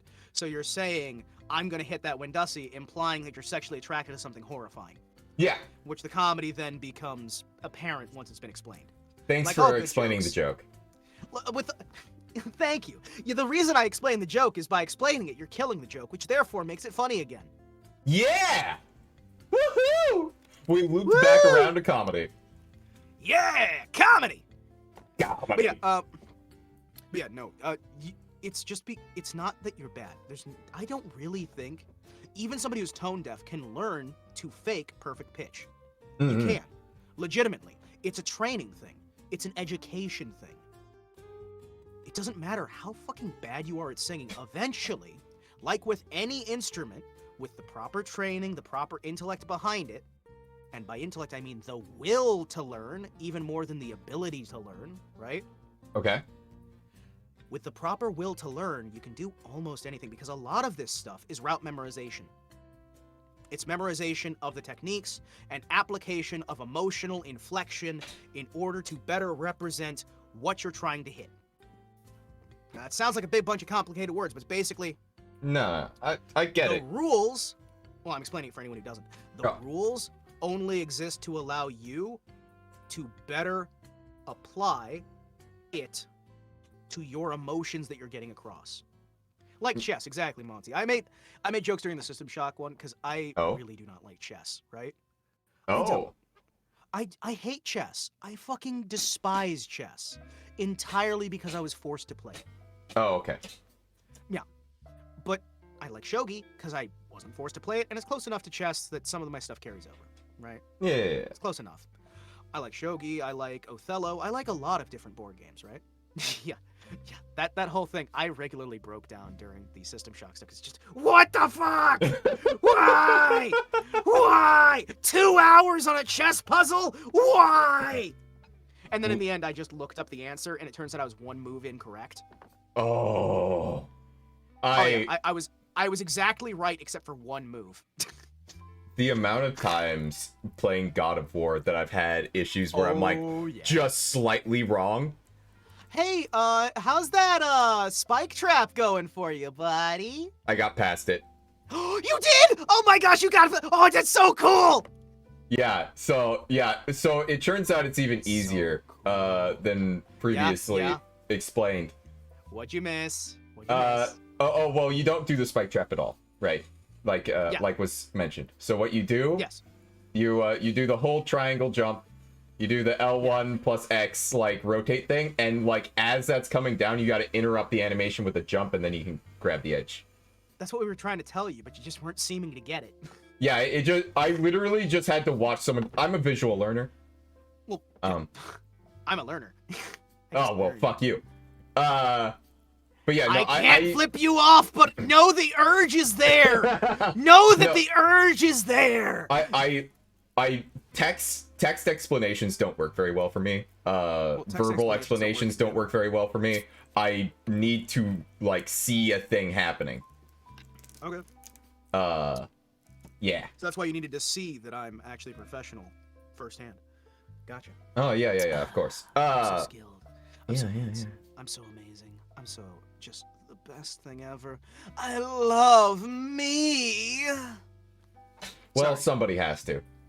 Yes, somebody has to, so it might as well be me. And everyone else once I make it mandatory. Yay. We'll look into that later on. But yeah, no, a lot of things are genuinely just about route memorization, like chess, right? Because in chess, it's not really logic, because it'll always work the exact same way, right? Yeah. It is memorizing the possible moves because there are a finite number of moves that can actually be done here, figuring out the most common moves that will be made, and hoping that you can understand enough moves ahead more than your enemy. That's why computers are good at chess, because chess is just a game about memorization. Yeah. Unlike actual warfare, in actual warfare, you're not going to have the same people. each one of your soldiers is his own personality, is his own person. Well, and your soldiers can disobey orders. Your soldiers can rise up, stand down, defect to the enemy. Your soldiers have families that can be threatened.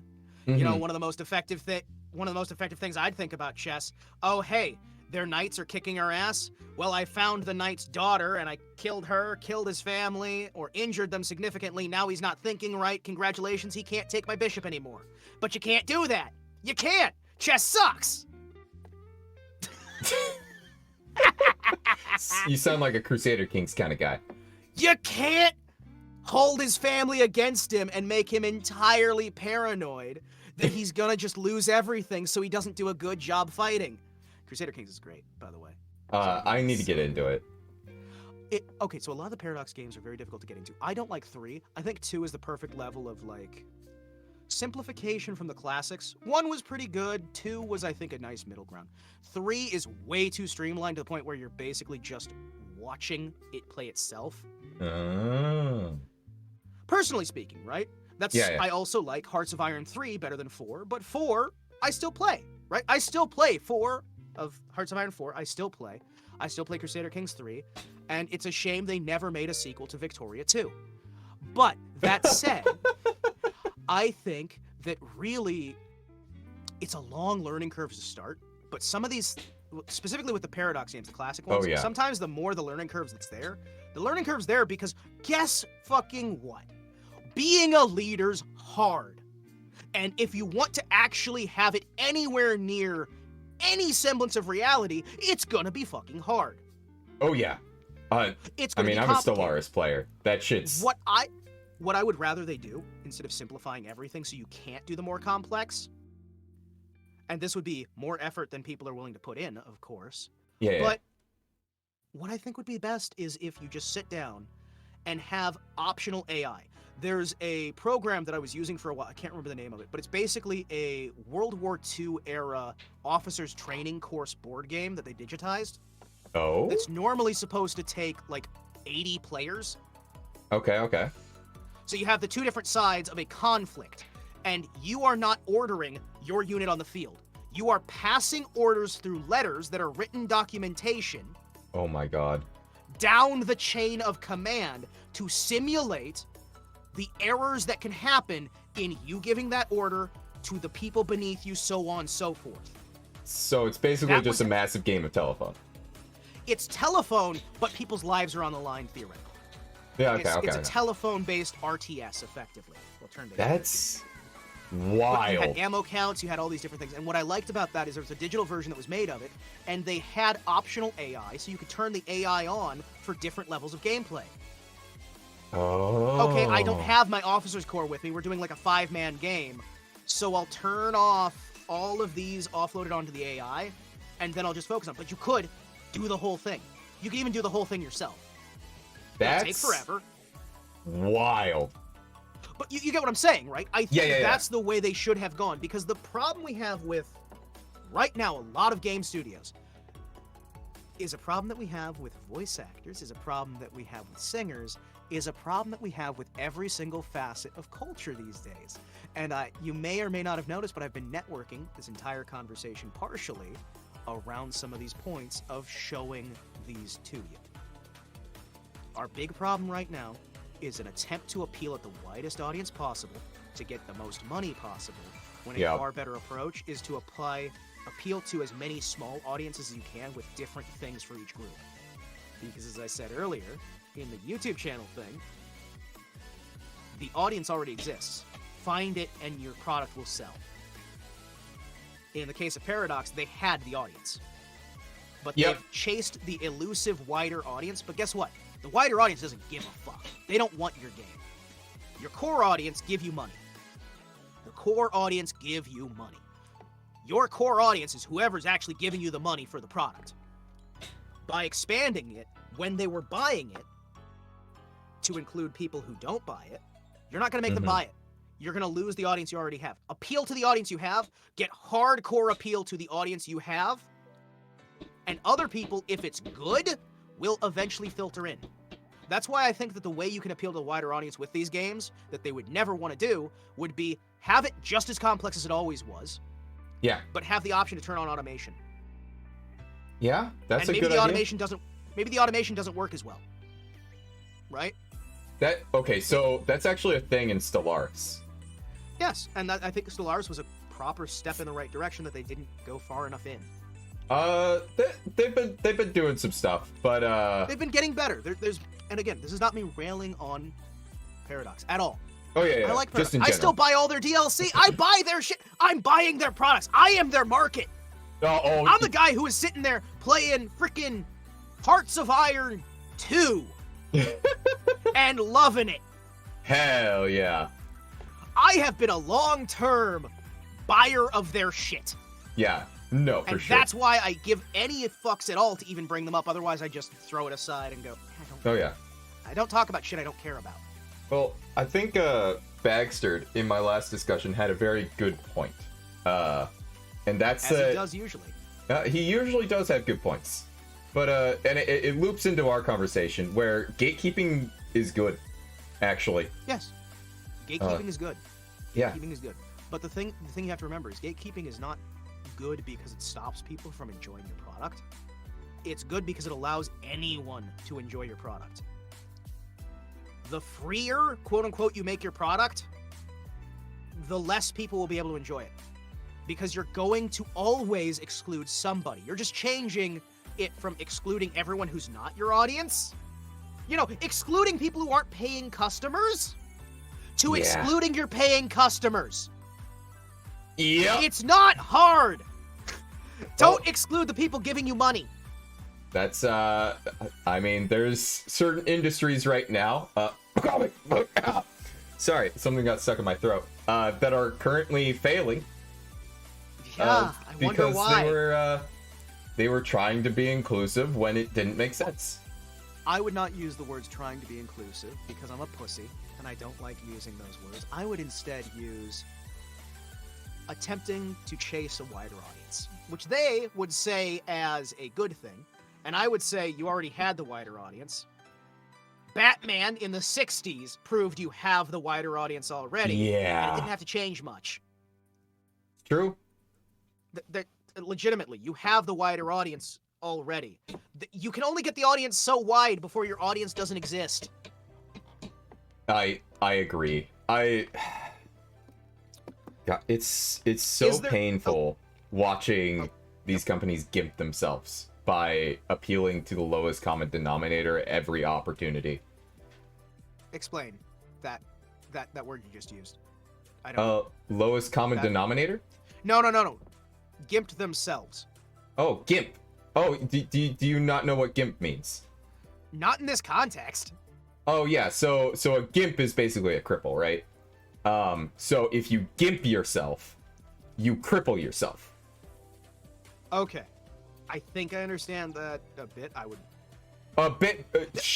It's basically if you gimp yourself. Okay. So for like as good as my language is. Yeah. I'm ESL. So some things are missing.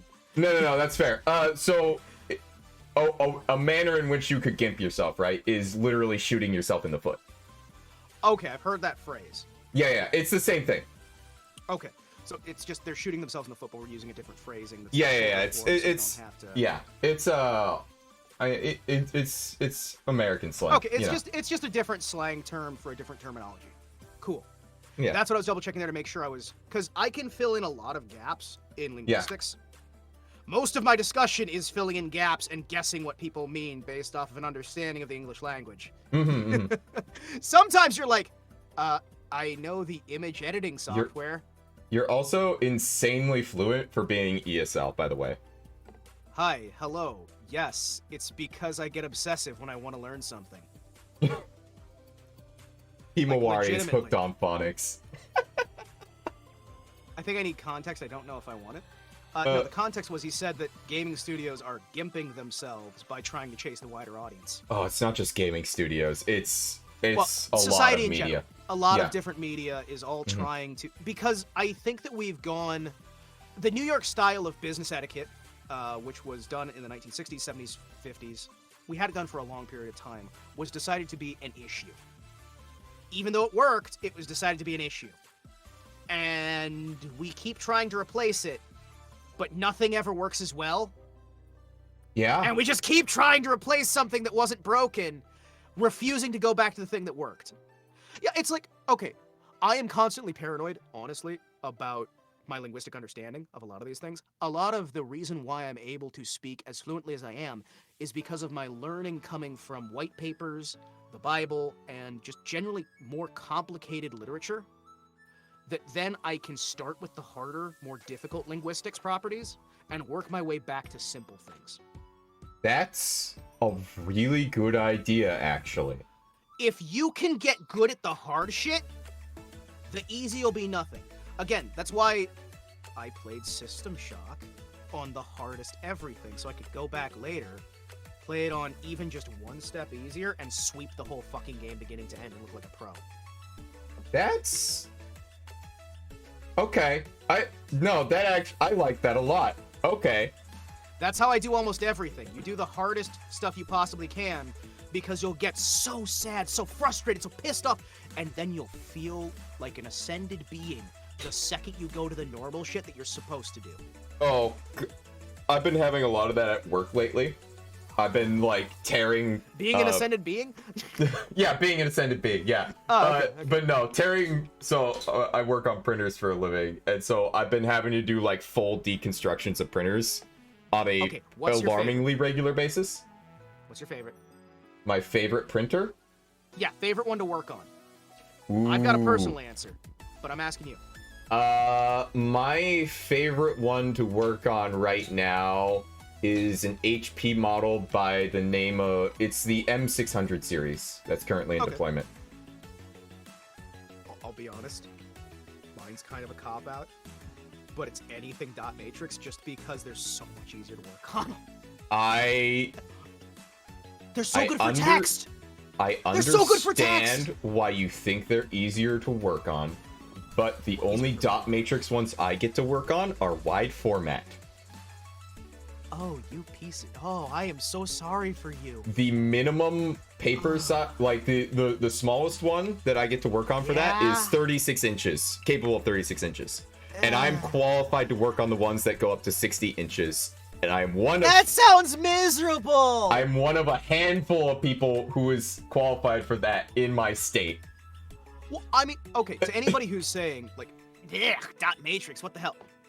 You don't understand. For how cheap you can print with them, and the quality you can get, there's no reason to go otherwise if you want affordable, high-volume printing. Yes, it's true. And that's why a lot of print shops have very large, wide format dot matrix printers. Because honestly, once it gets large enough, you're not going to notice the dots. Yeah, well, you don't notice the dots, and, like, you can actually get higher quality out of it because of how you can do it. And especially with the way dot matrix works now. But I just... When the printer is bigger than me... Yeah. And I have to take apart the entire ink system to replace a single cable. Yeah. I can see why you might not like them. Yeah. Anyways, enough of me ranting about that. Mr. Himawari Kotetsu, we've been going on for about 2 hours now, and I like to keep these a little bit bite-sized, a little digestible. So let's end off here with where can we find you? Where can you find me? Well, I am doing something that a lot of people are not. I am on Twitch and YouTube. That way you can use whatever you prefer. Twitch.tv/Himawari Kotetsu, I believe it is for the Twitch one. I think, let me double check. Yep. Twitch.tv/Himawari Kotetsu for Twitch. And over on YouTube, and there's no possible way I can read that because I'm stuck with numbers. Or just at Himawari Kotetsu on YouTube. I guess they started the at system as well. Yep. You can also find me on Twitter. You can find both of us on Twitter. That's right. Yeah, you can find both of us on Twitter, and you can find all three of those links to Himawari Kotetsu down in the description below. My goodness, it's like you're a professional or something. Not even a little bit. I'm just... Not even a little bit. Not even a little bit. I'm mildly organized. That is about it. I gotta say, if you were a professional, I might not have gotten bitten so many times by the spider dimension. the spider dimension was causing some problems. I'm just gonna say it. It's fine. And I did lose part of my dump truck ass inside of your set. It's fine. Yeah, it's fine. I'll get it back to you. Thank you. Just ship it to me in the mail. You don't have to like cool it or anything. I'm a robot, so it literally just like they corroded the bolts on my little like dump truck ass that I have bolted on there. And so it kind of fell off into the spider dimension. So if you can get that back to me, I'll be kind of happy on that front. Yeah, I'll get you a replacement. Yes! Sweet! Because it's like, they don't really make replacements for my ass plate anymore. You know, they used to for years, but then they're like, well, you have to upgrade to the new model of intern bot. I'm just like, I don't wanna. I got these propellers. They're so much better than, like, non-Euclidean floating technology. Yeah. I'm telling you, anti-grav lift technology. It's fine, but it's not really my style. Give me a proper propeller any day. Like, they had to fight hard to sell me on these new hand replacements, and it's only because my claw is kind of busted. Oh, of course. I don't like this whole... It's disconnected. You know, if I lose power, these fingers are hitting the floor. If I lose power, they're hitting the floor, and I'm gonna have to try and find them. And do you know how many times I've lost my middle finger? How many times it goes missing? And that's my favorite finger. I can only imagine how many times you have lost your middle finger. I know, right? Like, I mean, you may not be able to tell from, like, this distance, but you can literally reach over here and you could pull one of these off, and I wouldn't be able to do anything about it. And it sucks. Don't tempt me. I might just do it. But rather than pulling your finger, I'm gonna end off the stream here. Hey! And leave chat. Look at that segue. Nothing like it, no LTT segue to their sponsors. Instead, I'm gonna segue to my outro. Bye, everyone! Wherever you may be, morning, afternoon, evening, or night, whatever time it is for you, I hope you're having a good one. I hope you enjoyed this stream. And, yeah, take care of yourselves, okay? Take care. Don't die! That's an order. Bye!